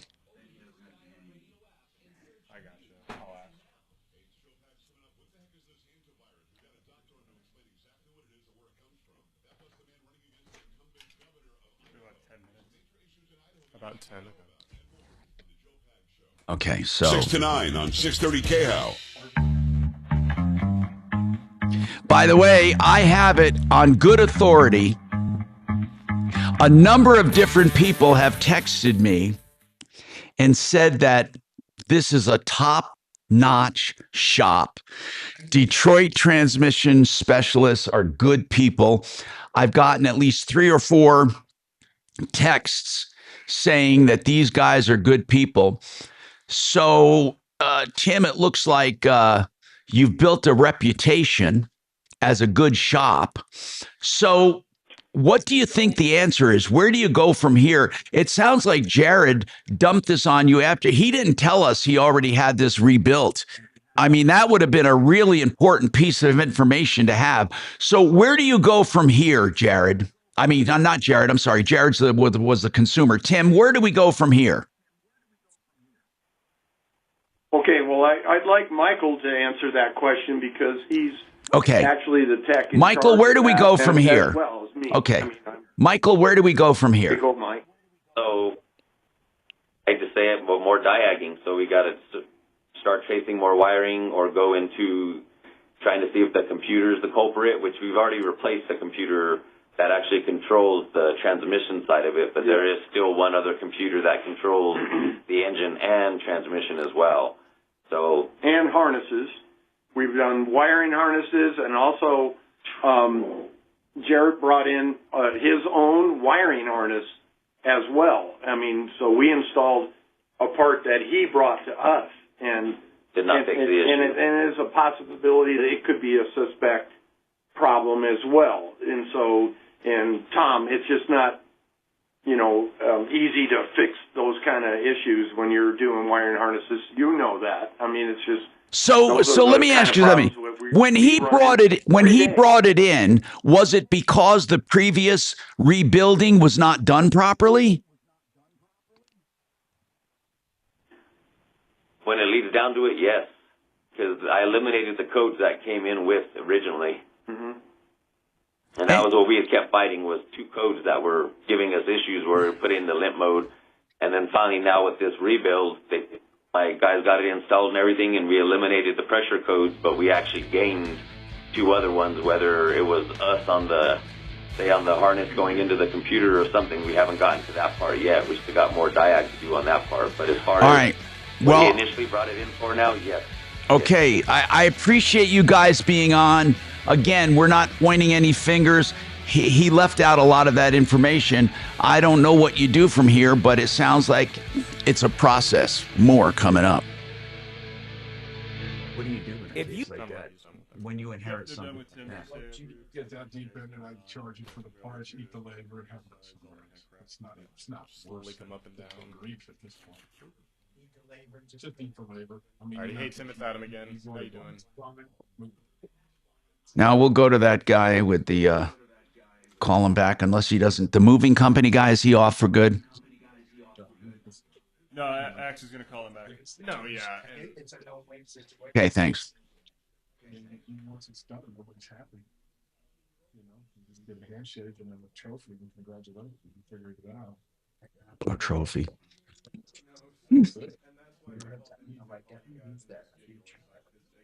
Trophy job. Did you get a handshake too? Sometimes you get a handshake. Just one. Just one. Right. Sure. Sure. That's all we got.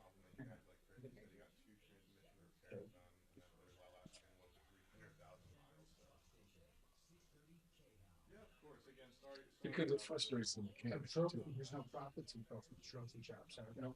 See, I'm a little slow, but I'm getting there. Yeah. And then, but your techs get frustrated because they don't want to work on something that they can't solve either. I mean, you're not happy about it. Got to call you back sometimes. And that's. Did you just talk about?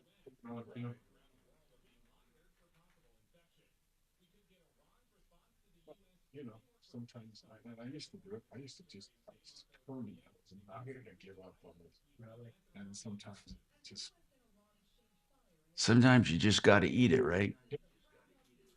Next guy looks at it and figured it out in 2 hours, and only because you got fresh. Oh, the guy kept me mentioned, yeah, we'd have guys look at spend days, and we'd have another set of eyes, or figure it out in 30 minutes. So it's from a whole different direction. Not that this guy that's working on that doesn't know what he's doing. Oh, you just getting the difference. Yeah. Now it's in his head.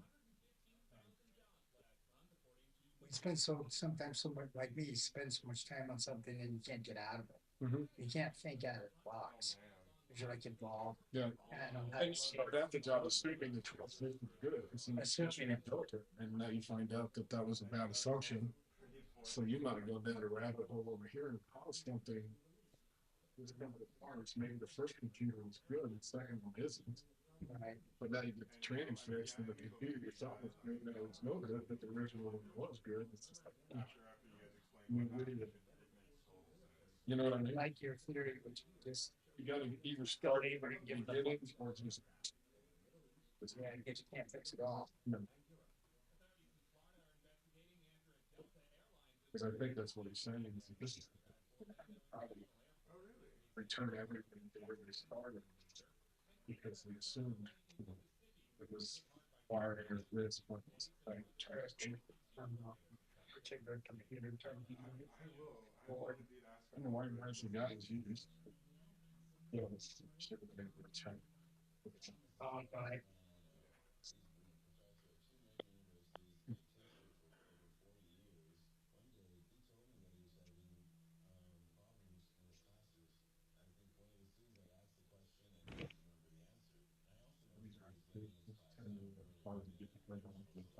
Parts. Yeah.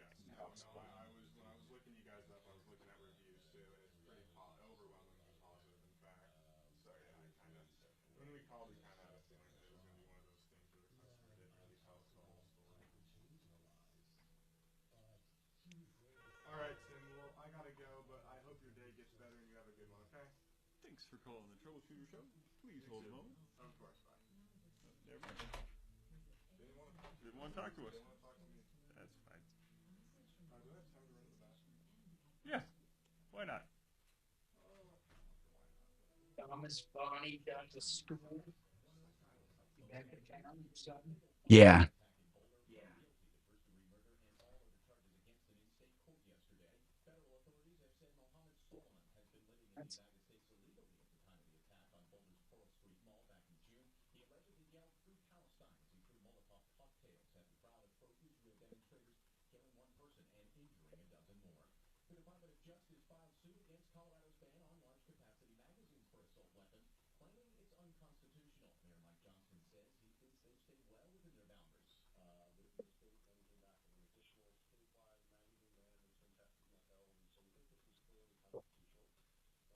I swear he should have put his fingers through the key.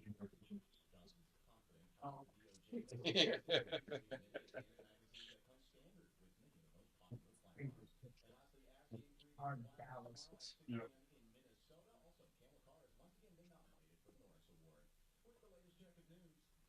John, what was that Atlas guys that you had in the studio, the old guy that's just gonna retire? The Atlas accountants, your accountants, they were in the studio. Not retiring. They're going bigger and better than ever. They have 14 fucking offices. Yeah, they're great people. What's his name? Eric, he's one of the owners. They're not going anywhere. I thought he said one of those guys. Well, he might be retiring, but he's got 14 offices. I doubt he's going to close down. Oh, yeah, he might. Yeah, I talked to him a couple. They're great people. You'll love it. They're good people. Really good. Yeah, you'll like them. And we already got him back. Yes, yes, we do. You didn't. No, because it would have taken a long time to fax. No, I'm going to fax. No, Harris doesn't receive faxes. They probably do.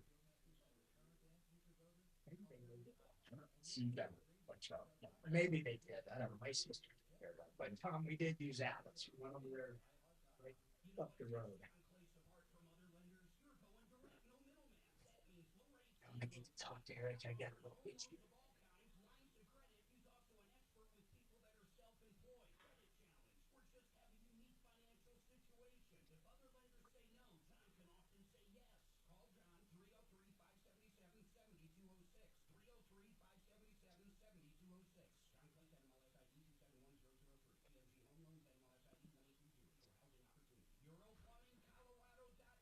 Your taxes, Jeff.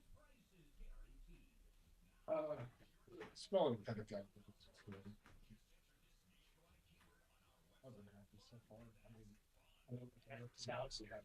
No, actually, through tax things, he raises them. Oh, I guess it goes. Tim? Yeah, weekday stuff, but he does on long drive. Oh.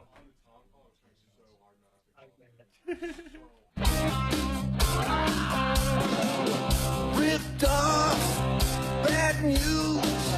You need advice so you don't have to lose. We'll come running just as fast as we can. Troubleshooter's gonna help the common man. This is the Troubleshooter Show. Now, Tom Martino. Hello, Tom Martino here. Welcome to the show.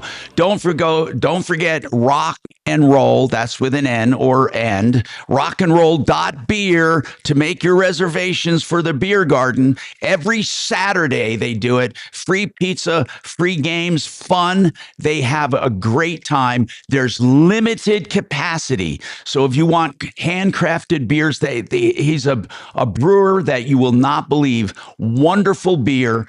Mark and Suzanne go crazy over it. It's rockandroll.beer and free pizza Saturdays. And that's thanks to Domino's Pizza in Firestone.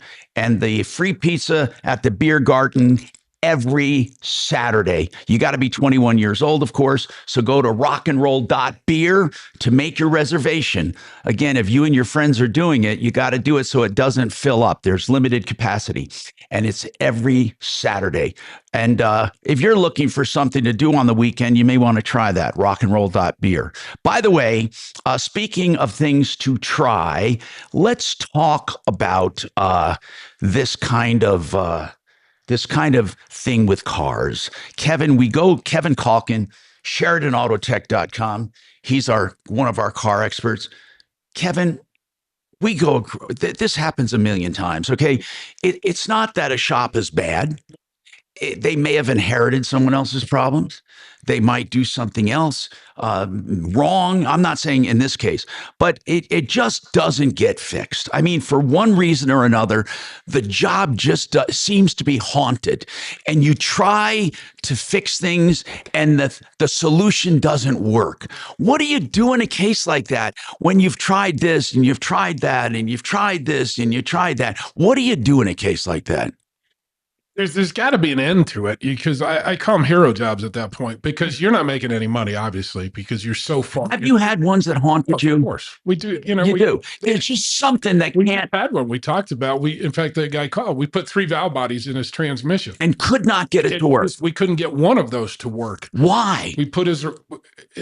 I stopped asking why.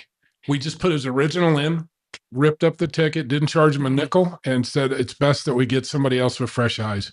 And we recommended Jeff, and I think they ended up taking it to the dealer instead. But you got to get off these things, because your employees are stressed. The shop gets stressed. What do you do now? Now, also, here's a situation that can happen as well. And this is something you got to think about. Sometimes the car or truck, when you have over 100,000 miles, let's say, needs more than one thing. Sure. So you fix one thing, but it doesn't solve the problem, but it still needed it. Yep. But it's hard to have a consumer or a customer believe that. Yep. If you say to the customer, listen, I know we did this, this, and this, and you still have this problem, but you really did need this, this, and this. Yep. How do you get a customer to understand that you may need more than one thing? And what you do is you try the cheapest thing first, then you go to the next thing. The expectations when you're setting up the job, you have to be crystal clear. If you're vague in any way explaining what you're doing, you'll never get crystal clear after the fact. So up front, you say, look, we're going to try this. This is a known issue. This is needed. This we have to do before we can do anything else. Okay. Is this the only thing? Maybe. All right. But you got to be crystal clear when you're getting in it. Now, there is an expression, IAFM, and I'm not going to say, but it ain't magic is part of that. Yep. And people say that. It ain't magic, but they put another modifier in there. And it ain't magic. Something is causing the problem. Now, with this case, with Jared and let's go to Tom first with the movers, and we'll ask, I want to know about what you would do in a case like that. But Tom, what's going on with movers? Welcome to the show, Tom. Where are you in the stream of things when it comes to movers? Did you already pay? Yeah, I paid them, it was about 20 grand, but I filed protests. Oh my with God. my Discover card that fortunately 20 I put, grand? about 20 grand? What the hell were you moving for 20 grand? way too much junk because I didn't get enough time to, purge everything. But now, anyway, where did so, you yeah, I move? hired these Where guys did you to move? do From it. where to where? I moved from Yorba Linda, California, to Castle Rock. And tell me the so for story. last- Tell me the story. Yeah, so I hired these guys because they were advertising on the radio, thinking maybe they were legit. Didn't do my usual background check on Yelp and Reddit, whatever. Yeah. So they come in, I had all this stuff. I had a ton of coins I've been collecting for years, and part of my retirement and stuff to leave my kids. So these are all collectible, high value coins, from silver, U.S. Mint, Royal Mint, Australian Mint, all over the place. Plus, 4-coin gold sets, proof sets. Now, wait a minute. Wait a minute. Now, that's the kind of thing I would have rented a van and done it myself for that kind of stuff. Did you? Don't tell me you lost that. You didn't lose that stuff, did you? Oh, they stole it. Like a couple $100,000 worth of stuff. But why, God? What did? Hire an armored car. Why did you trust that to movers, Tom? Well, here's one thing, Tom. So some of the coins, they were just in plastic totes, the lesser value stuff that wouldn't, my big safe was packed full.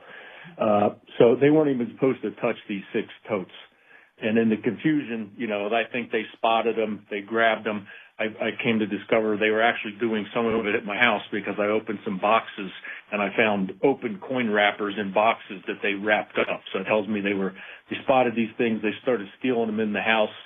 And, a couple at a time, they throw the boxes in a box and then they wrap it up. So that, kind of proves that they started doing it at the house. Worth more than $300,000? Did you put in a police report? Yes, I did. I filed immediately when I found these totes right out, the day after they packed everything into my garage. I knew these totes. As soon as I looked at them, they were all flipped upside down, open wrappers. I mean, immediately I had everything nice and neatly packed in these 6 big plastic totes. So that was the first thing I noticed, Tom. The day after they unpacked everything here in Castle Rock. So then immediately that day I filed had Castle Rock PD come out. They did, I guess they called a courtesy report because, he told me, well, the theft didn't happen here, so you're going to have to go back to, Southern California and file. In this case, the local department was Orange County Sheriff's Department. So then, I filed the Castle Rock report, and then I ended up in California. I took 3 bags of opened coin wrappers that were in these totes, and it was all I could pack on the plane, and took those to Orange County Sheriff, showed them, and the Castle Rock report plus the actual open wrappers that hopefully would be able to be fingerprinted, unless these guys were wearing gloves. So that being said, and you can imagine, I'm like totally stressed because this was, stuff I'd been collecting for years and years, right? But I don't even understand, why did you even leave those totes anywhere to be found? I mean, like why weren't you there when they were loading if you knew there was $300,000 worth of stuff sitting there? Well, it's kind of 2 parts. So you got the totes as one part, and that's not, that maybe is $100 grand or something. I don't know. It's so much to add up, Tom. It's unbelievable. So then I never imagined they could get into my big safe, right? Jesus. So just never You got into thought, your safe? No way they get into my safe. So I had this big safe. I rarely open it. It's either like to look at a firearm or add. What was in the big safe? What was in the big safe? Firearms and just a ton of gold. And was that taken? Was it emptied out?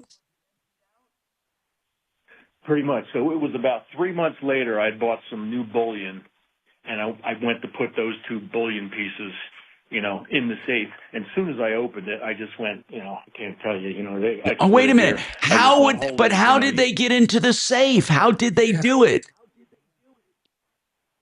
I don't know. They guessed the combination. Had a safe cracker. I really don't know. Like I said, I never imagined they'd even try to get into the safe, right? I called the one owner up. It's like these three brothers up in Simi Valley, north of LA, that operate this place. And the first thing he says to me when I said, you let felons into my house and they stole all this stuff, right? The totes got lost in the mix. I mean, it was so crazy. I didn't even, catch that mistake, to answer your question. So the only thing he says to me right out of the gate is, can you prove it? Oh, that's the owner's response. Not like, oh my gosh, not like, oh my gosh, this is horrible. So then end up doing a bunch of research on Reddit and Yelp and stuff. Turns out these guys are accused of theft all the time. They've been doing this all the time, not to like the magnitude of what they did to me. So, I don't know whether. But Tom, do you have insurance? Do you have insurance that may cover it? Oh, no, not to cover that. It's like a pittance that insurance covers, unless you had a big rider on your policy. Oh my God. What are you doing about it right now? What are you doing? I mean, really, the guy's kind of right. You can't prove anything. Oh, I can. I mean, I've got witnesses, that saw the stuff before and after. Yeah, but you can't prove they got into your safe. How do you prove they got into your safe? Especially if it's not forced entry. Yeah, it wasn't forced entry. You're saying they cracked open the safe. It's impossible almost. Are you sure you just look at all the stuff they tore open. I mean, even the Castle Rock PD came out and he's like, no way would you do this? I mean, like the serial numbers with a certificate that went with a coin. They just ripped these boxes open, took the coin itself, and just threw the wrappers back in the boxes, Yeah. They did the same thing in the safe. I mean, as soon as I opened the safe, my daughter was there. She was helping pack it. As soon as I sent her a picture, of the safe, she's like, "Oh my God, yeah, they clearly got in here," because it was so emptied and there were just torn open wrappers. So I'm wait, torn open wrappers inside your safe. They went inside your safe and ripped open wrappers. And what about the gold? How was the gold held? Oh, I mean, I'd get stuff from, say, the U.S. Mint, so I'd get 4 coin proof sets every year, that would, years ago. Oh man! So back, listen, they'd be $5,000. even a lawsuit, but even a lawsuit, Tom. Listen, man, I'm totally sympathizing with you, and believe me, I'm no lover of movers. Most of them are lying crooks. But here's the deal: what do you do, though? I mean, there's no way you can prove it, even if you wanted to go to civil court and sue them. The fact that things are missing doesn't prove they did it. And some people would say you're crazy to have people move a safe anyway like that. Go ahead. What were you going to say? So first you have the totes. So, I have my brother as a witness when we first spotted him in the garage. I mean, it was immediately apparent that they, had gone through every single one of these 6 totes and pilfered everything, Then you've got the Castle. But when did you notice the totes? You noticed them when they were delivered, that they had been gone through, right? Yeah, it was like the day after they were delivered, and I got into the garage, which was packed full of boxes. And as soon as I noticed them in the back of the garage, I'm like, oh my God, And then my brother was there, and I said, look at this, And then the other proof, I think it's proof. So then, time later, I'm opening boxes looking in for sprinkler parts or something, and I start finding boxes with open coin boxes in the box that they wrapped up. So to me, there's your proof that they started doing this at my house. What's the name of the moving company again? This stuff, then they took it someplace and went through everything. Where did they, when would they have gotten into your safe?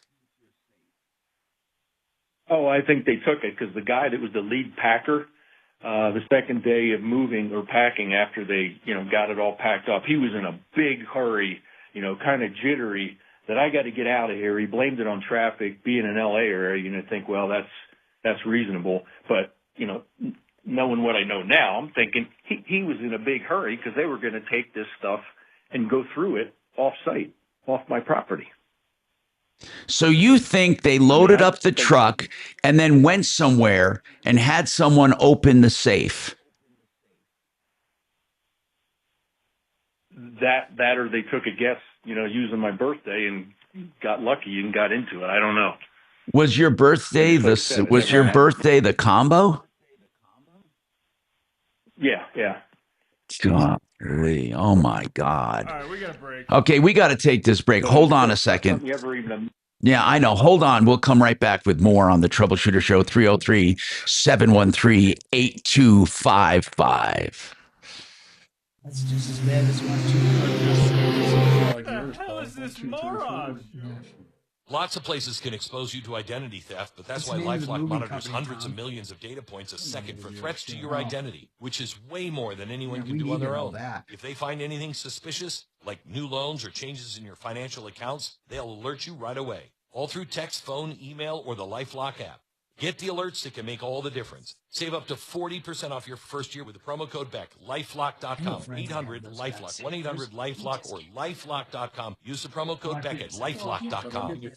Hey, discountbath.com says it all. If you want the best prices, you can get them at discountbath.com. Yes, give them a call and say, listen, here's what I want to do. Either a master bath, or you want to do the hall room bath, or a bath in the basement where it's roughed in, or you want to just redo a Jack and Jill bath. Whatever it is, the name says it all. Discountbath.com. They can do, by the way, walk-in showers complete, installed in just a few days for $98.88. That's under 10 grand, fully installed. They offer the best prices for your bathroom remodel. Discountbath.com. If you call, you can discuss prices on the phone. They'd be happy to meet with you. All of the design and the estimates done free of charge. 720-979-2322. 720-979-2322.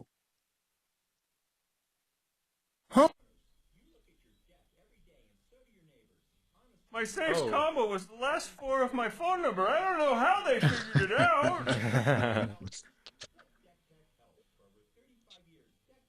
You can Google somebody. My safe code. I'm pretty dumb, but my safe code. You can Google somebody and get their birthday in 3 seconds.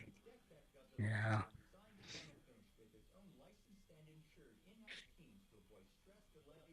Might have been on a driver's license they took a photocopy of. Yeah, that's the only way I can think of it. Unless they told him, like, oh, my birthday's this.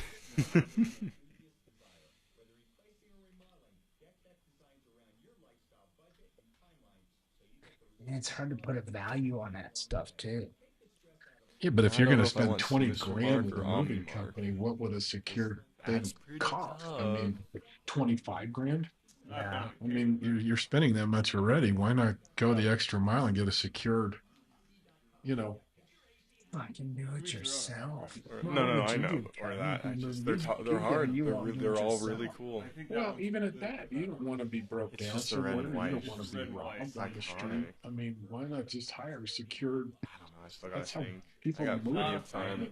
and money. Secure it for the 300 grand. Well, it's more than Do they- but I mean, Yeah, can but you Kevin, can can you insure something that high? I think if you Because I would think, hey, I want to move my stuff to California. I need to get $300,000 I think of insurance. she has jumpsuit, but you can certainly hire them on a car to take it. Yeah, it's like the post office when you send it. What is it? Secure and registered. Yeah. They charge a lot, but they'll guarantee you about like 10 grand. Him not with his big white boots are a little weird. I'll say that. Because you always see him in the big boots.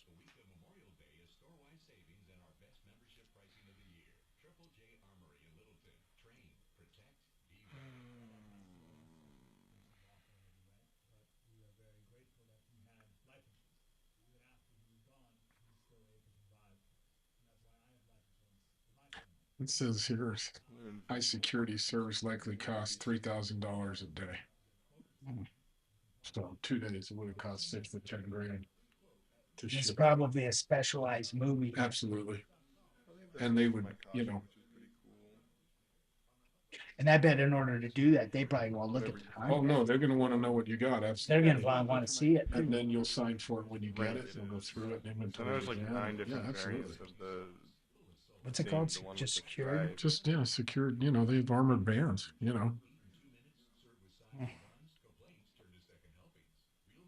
What was it? I didn't get this gist at the beginning. Was the guy moving his life to California or something? God, what do we do with a guy like this with this moving shit? Oh my God. He's toast. There's nothing. If he can call the attorney general like that other guy, try to get criminal charges.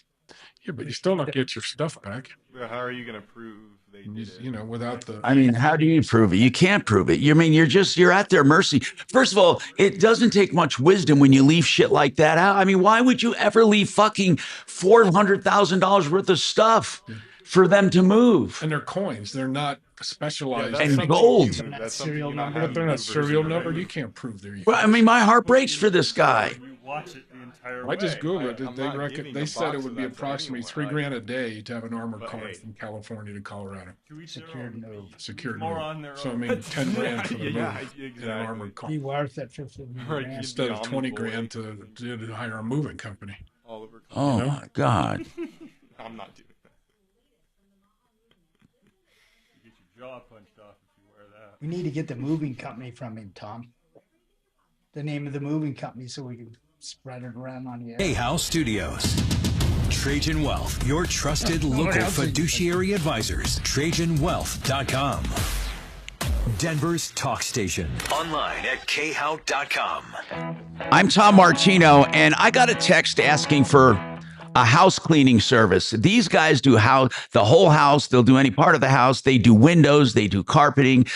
Excel Services Network. They're wonderful. 303-649-1552. They're also at referralist.com. They're called Excel. They're no relation to Excel Roofing, although they're both great companies. Excel Roofing, of course, is wonderful. But this is Excel Services Network. You will never find better house cleaners.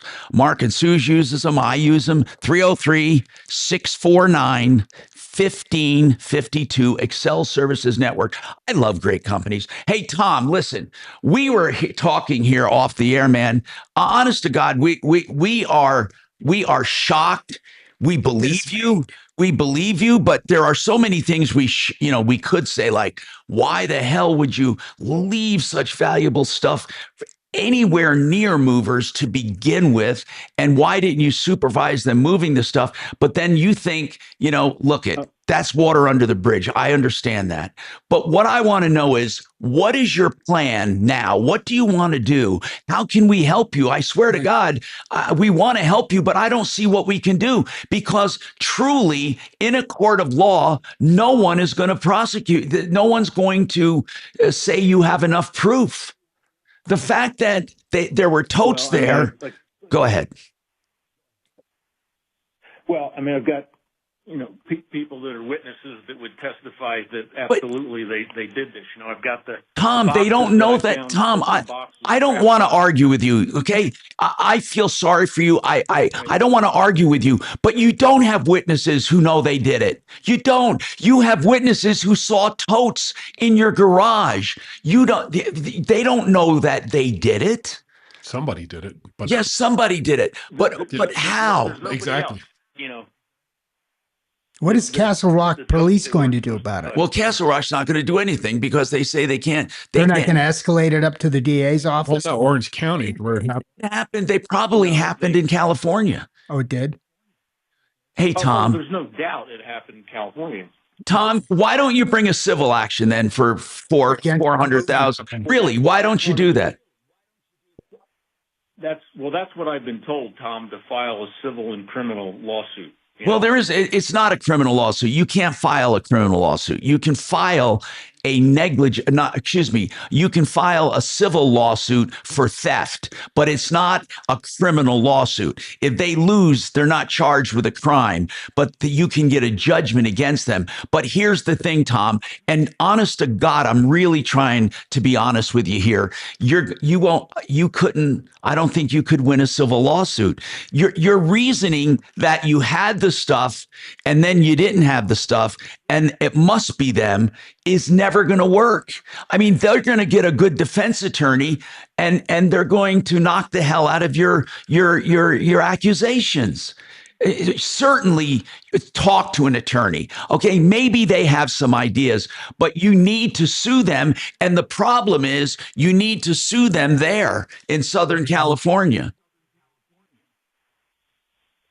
What's the name of the? Okay, I mean, if I got to fly back there for this. Yeah, I would. What's the name of the moving company, Tom? What is the name? What is the name of the company? You need to know. Presto Logistics. Presto Logistics. Yeah, you look online. Presto Logistics. Yeah, they're out of like Simi Valley.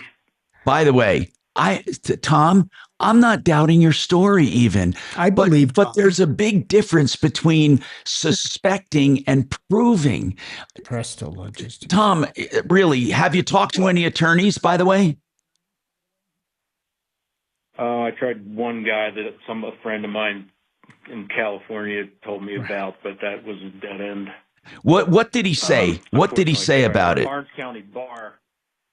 Oh, he didn't say anything. You know, he just didn't bother. Like, not interested. I tried to call Orange County Bar to get a referral, and those people were non-responsive. Tom, here's why. You're not going to get, first of all, you will never get an attorney to do it on contingency if that's what you're trying. It'll never happen. No, you're going to. No, I know. No, okay. I get it. Okay. So you would have to just pay for this lawsuit but what would you use for proof? What would be your proof? I'm just curious. Well, one, I've got, witnesses in the house that saw the totes before and after. Right? They see that, but hey guys, it's not enough. Tom, we're on your side, and that's just seeing them before and after doesn't prove the in between. Well, they had possession, the whole time. You don't know that. No opportunity for anybody else. Okay, Tom, they could say you did it. They took this stuff. They said they were taking it to their warehouses to consolidate the two loads. Okay. And so they had it in their possession. So I've got witnesses in my house that saw this stuff. Then they saw it in the garage, and then, like I said, I found boxes that they wrapped that had open coin boxes in them.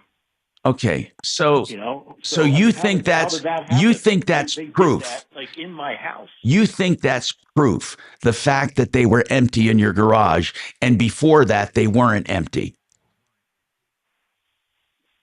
And by the way, they have a lot of bad reviews online. I don't doubt. Listen. Having bad reviews, you can't use. You wouldn't be able to use that in court anyway. That's not evidence. The only thing that would be evidence would be an eyewitness to the fact, somebody that works there that admits that's what they did, or some kind of fingerprints. Did you have any? Well, no, it wouldn't be fingerprints because they moved the totes. They moved the totes. They had authorization to. Go ahead. What were you trying to say? I told them, don't touch the totes. But just, you're asking me how this happened. I mean, you got 6 guys in your house packing stuff up. It's a big stressful thing, and they're buzzing all over the place. The house asking questions in different rooms. I know it. There's all sorts of stuff going on. I know it. So they got, they got the totes, and I was like, I forgot because I'm doing other stuff myself. I know. So it's just pandemonium. But how much in all, Tom? How much in all do you value everything that they did? How much? About 400? Oh, I have not even. Tom, it's so many items I can't even tell you. You can't fathom it. I do have a suggestion for Tom. What? What is this? Okay, small suggestion, Tom. So they picked up your safe, right? And they picked it up as it was in a moving truck, and it's a combination push button safe. They took it. Okay, so listen. Listen, the inside of the safe, if it had fingerprints, would show some. But I'm getting at, if they took the safe out and it's in a moving van, on the back of the safe there's a code number. They could have easily called the safe manufacturer with the code number on the safe since it's removed and get the combination. But they have to record that. So what you could do is call the safe manufacturer and give them your number and find out if anyone recently requested the combination, and that would give some proof. Or why? You can use the data tag and call the manufacturer and get on modern gun safes with the push button. I've had friends do it that lost their combination. There's a code or serial number up, but you have to pull the safe out. Right. You can call the manufacturer. They'll ask you questions. Who are you? What's the address? And try to prove ownership. And they will email or give the safe combination over the phone. So that may give you a little evidence, Tom, of who is in that. Well, that's something to try. Maybe if you have that data tag handy, call the safe manufacturer. And if somebody did call, then how do you figure out who did it? You know, they keep pretty good records because that's a pretty private, confidential thing. The other thing is, have you had the inside of the safe dusted for fingerprints? No, that's what I've been trying to get the police to do. You know, like the Orange County Sheriff guy. Well, you can hire a private company, a private investigator to do some of this work up front. You really can. That'd be worth doing. I mean, God Almighty, this is exactly one of the things I was wondering about, guys. Check out your safe combination. Well, no, he's talking about private investigator. He wants a referral. Man. I'm trying to think who could do this. Because if they didn't have gloves on, if they were smart enough to have gloves on, you know they did. They didn't. I'll bet you they didn't. And if there's easy job. Fingerprints inside, here's the problem. Even if you have fingerprints inside the safe, you have to match it to them. And how do you do that? You know, God, this is a terrible nightmare. I go after the safe combination first. That's easy. Yeah, but then but trying to make the case. Yeah.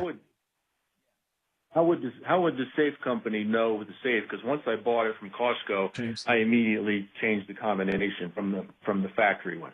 No. Oh, you changed it from the factory combination? Oh, okay. Oh, yeah, because you used your birthday. Yeah. I'm sorry that my suggestion's out the window. Okay.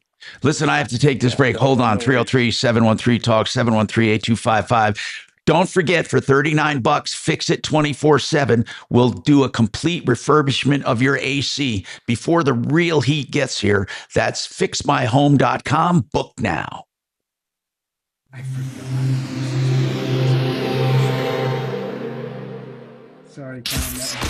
KRFX HD2 Denver. KHOW Denver, an iHeartRadio station. Ryan Schuling, Tom Martino, I don't know. Michael Brown Reloaded. No attorney will take this case. Not one attorney will take this case. Because he gave them authorization to go in there. Starting on the southwest end of town. Let me text an attorney here. At the intersection of Wadsworth and Ken Carroll, blocking 3 left lanes on northbound Wadsworth, 2 left turn lanes on southbound Wadsworth, and all lanes of eastbound Ken Carroll. It is a mess at that intersection. Consider avoiding this one. Heading to the east end of town, I-225 northbound, a crash blocking 2 left lanes between East Alameda Avenue and 6th. With traffic, I'm Mark Swan. This report is sponsored by The Rogue Recap with Linda McLaughlin. Dangerous social media trends, media scandals, dumb TikTok boycotts, and more. Keep up with all the online stories. I'm taking Tim next, by the way. By listening to the Brad vs. Everyone podcast on the iHeartRadio app, Apple Podcasts, or wherever you get podcasts.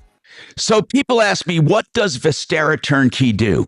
They research markets where rent is strong, the economies are strong, the upside potential for equity growth is strong. Then they help you buy a property in that market. They help you rent it out. They help you manage it. They help you maintain it. And they even take phone calls if you get any. They are your nanny when it comes to owning a rental. Then they help you sell it for profit. That's it in a nutshell. Find out more. Talk to them. Go to mybiggestreturn.com.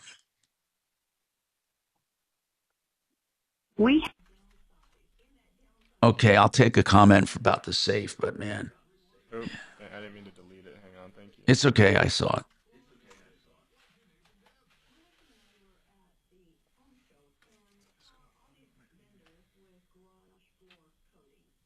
It's a sad story, man. So he collected it all of his life. He had like $400,000 or $500,000. People are in denial about so many stuff gets ripped off to make money. Oh man. Yeah, bullion. The guy that pierced my left ear did it wrong. Shoot him. That's wow. A little extreme. Drastic. A little extreme. He got the right one He got the right one fine. I have no issues with this one.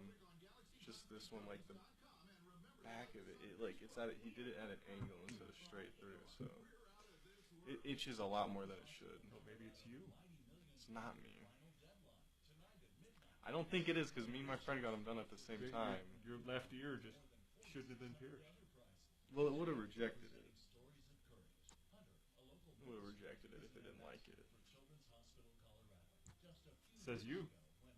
I want to get an eyebrow piercing. But What's that?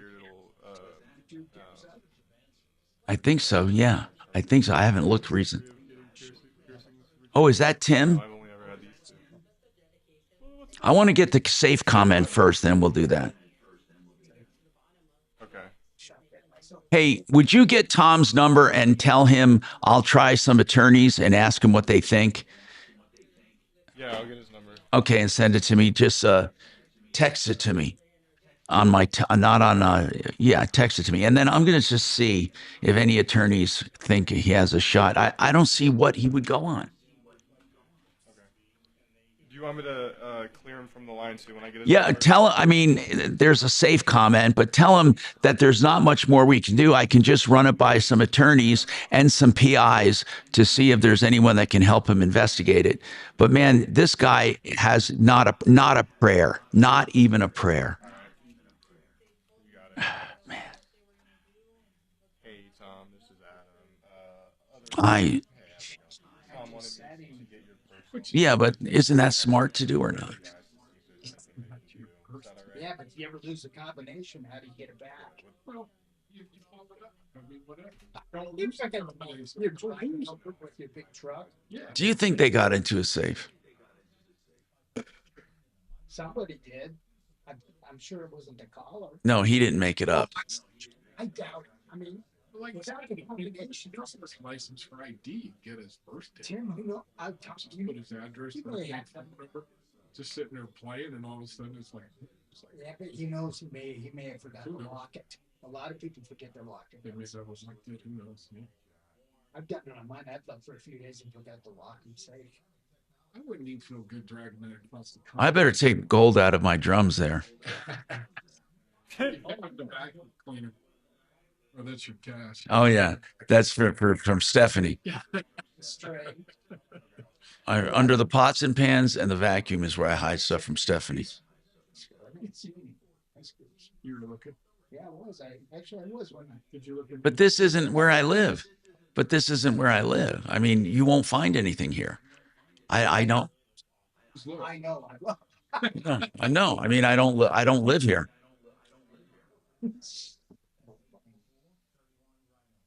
But here's the other thing. I'm a minimalist anyway. You will never find junk or clutter anywhere in my house. Anywhere. No, any drawer, pick one. I mean, it's like I don't have anything. I don't have any tweeners. Yeah, Nope. That's what Dimitri never gives me his address. There's a lot of stuff stashed. Yeah. It's not good to have stuff like that in the house, but safety deposit. It's better than a gun safe. Every time I moved, for me, Online services. Right. Keep your retirement money safe at mymoneymyway.com. Hey, don't forget there's a few spots left. Rock and roll beer. Free pizza Saturdays. You know what a beer garden is, Kevin? Do you know what it is? Yeah, they're a lot of fun. That's what they are. You get together and you have a party. Yep. And little on polka a patio. dancing and beer, cornhole games, and lots of stuff. Here's the thing: limited capacity. Okay, so you got to be 21. It's rock and roll with an N or rock and roll. Doesn't matter. Rock and roll.beer. Free pizza Saturdays, thanks to Domino's Pizza and Firestone. And this is going to be good. So you get to party with your friends and at a beer garden. Okay, let's move on. And again, we behind the scenes might try to find an attorney for this guy. I don't hold out much hope. I know this guy is pissed off. I really feel for him because there's nothing worse than that feeling of being ripped off. There's nothing worse. The best thing. Nothing worse. But I don't know what's going to happen. I don't. Mike, you have a comment on safes. Go ahead, Mike. What's your comment? Tom, I know he mentioned that he had guns in the safe. Are any of the guns missing? He said yes. Did he say? He said they were gone. Yes. Did he say guns were missing? Anyway, what? Well, let's say they were. What can he do about that? Well, I would think that the feds would be very interested in that, given that these guys might be prior felons and the interstate component of this. Do you think they would look into it? Yep. Yeah, stolen firearms. I believe they would. Yes. Okay, that's a good lead. Maybe they would. What? See, here's the thing. What you heard the story, Mike. What is your? If you were sitting on a jury, the fact that he said there were totes filled with stuff and then they were empty at the other end, would you conclude that the mover took his stuff? I mean, as a jury member now, with real. I mean, is that enough proof for you? Anyway, we got to move on. I guess they put them on hold. Anyway, 303-713-TALK. Tim's turn. Go ahead, Tim. What's going on with you, Tim? Welcome to the show. Hey, Tom. Hey, man. What's happening? Kevin. Hey. Hi, Tom. Question for Kevin. So what's going on? Hey, Bo. My 1930 Ford. I pull it out of the garage. Did he say 1930? Did he say a 1930? Yeah, you guys have seen it. It's that hot rod, the purple and white one. Okay, 1930. What motor's in it?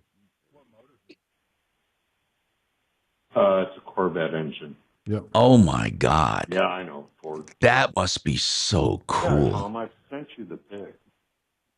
Yeah. I'm looking at the 1930. I'm looking. What a beautiful body style. Holy crap. Anyway, go ahead. What about it?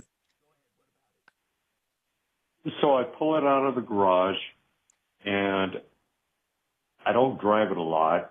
It only has 7,000 miles because it kills me to drive it. I park it and idle it to exercise it, and the air conditioning runs just awesome when it's just idling.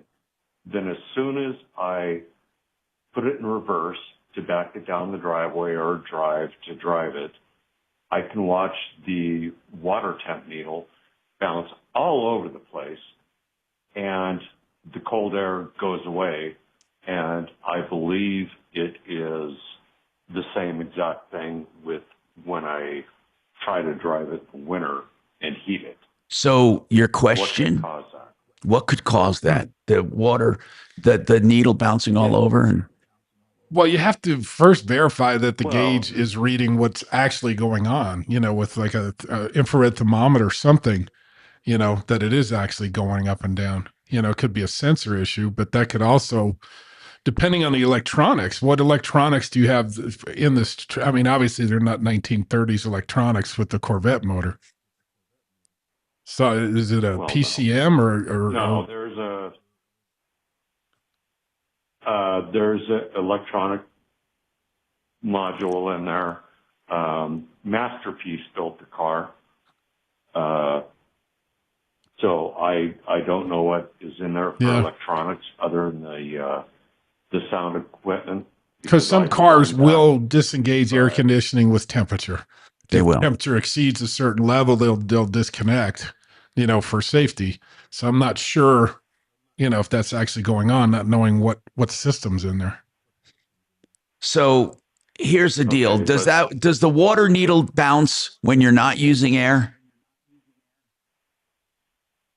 No, or heat. But the instant I I can like idle it for 15 minutes or something and turn on the heat, and the water temp needle goes from, halfway up, 180 degrees or whatever, and it craters. It goes to like a 0.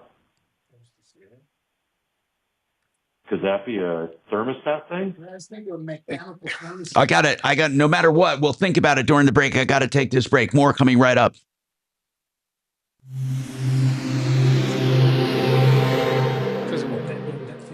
Now, impact traffic. No. Oh man, this is something. So anyway, what do you think it is with it? Could be anything, right? With that? Well, he's got to start just verifying that the fluid level is even full. Because if you're hitting air pockets as it's circulating, it'll bounce too. 30 seconds left in the show. It's hard to tell on a modified, not knowing the system it's running. No, they'll be coming back. Like I said, they got 45 seconds. But ain't no time but to say thanks to Kevin.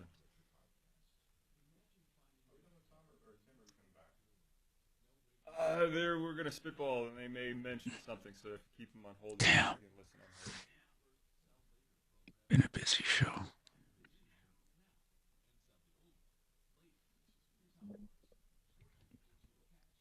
How long have you had the...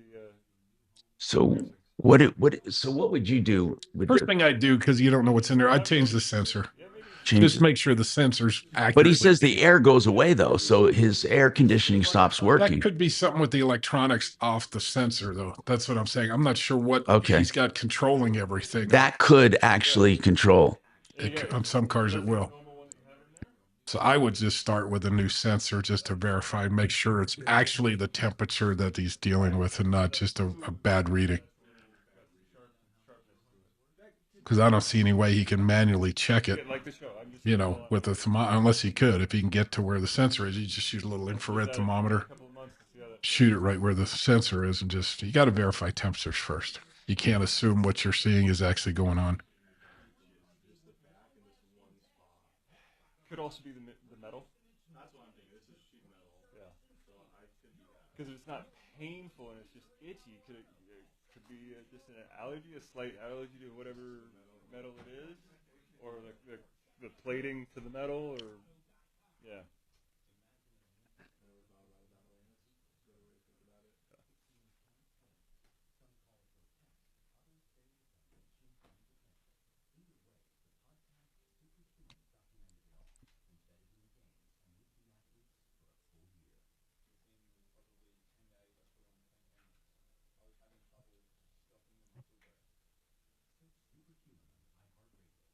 There it is. I got it.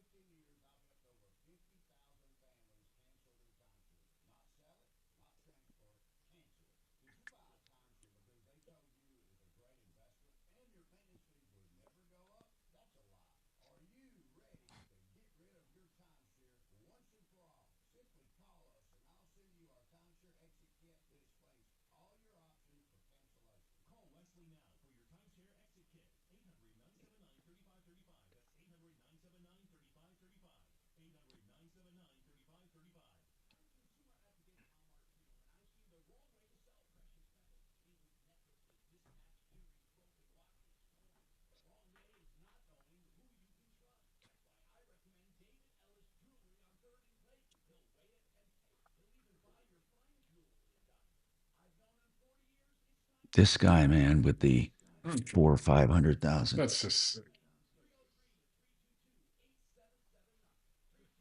Bro, sell a couple of coins, then use that profit to hire an armored truck.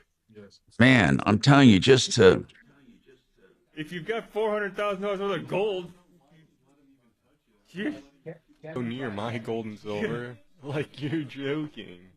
Yeah, well, that type of commodity hasn't back in your store. No, there's nothing. You go anywhere, there's melted down and you can catch. Better off putting it in hospitals with Rembrandts.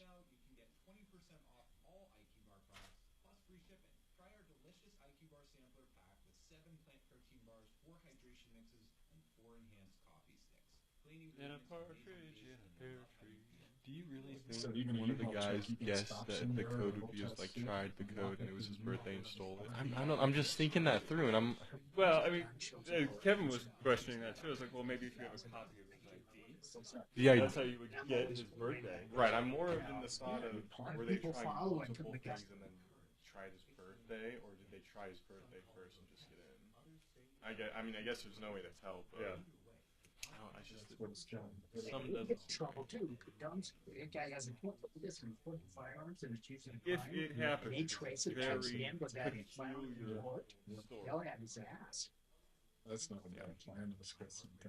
Yeah. At least that's got That's better.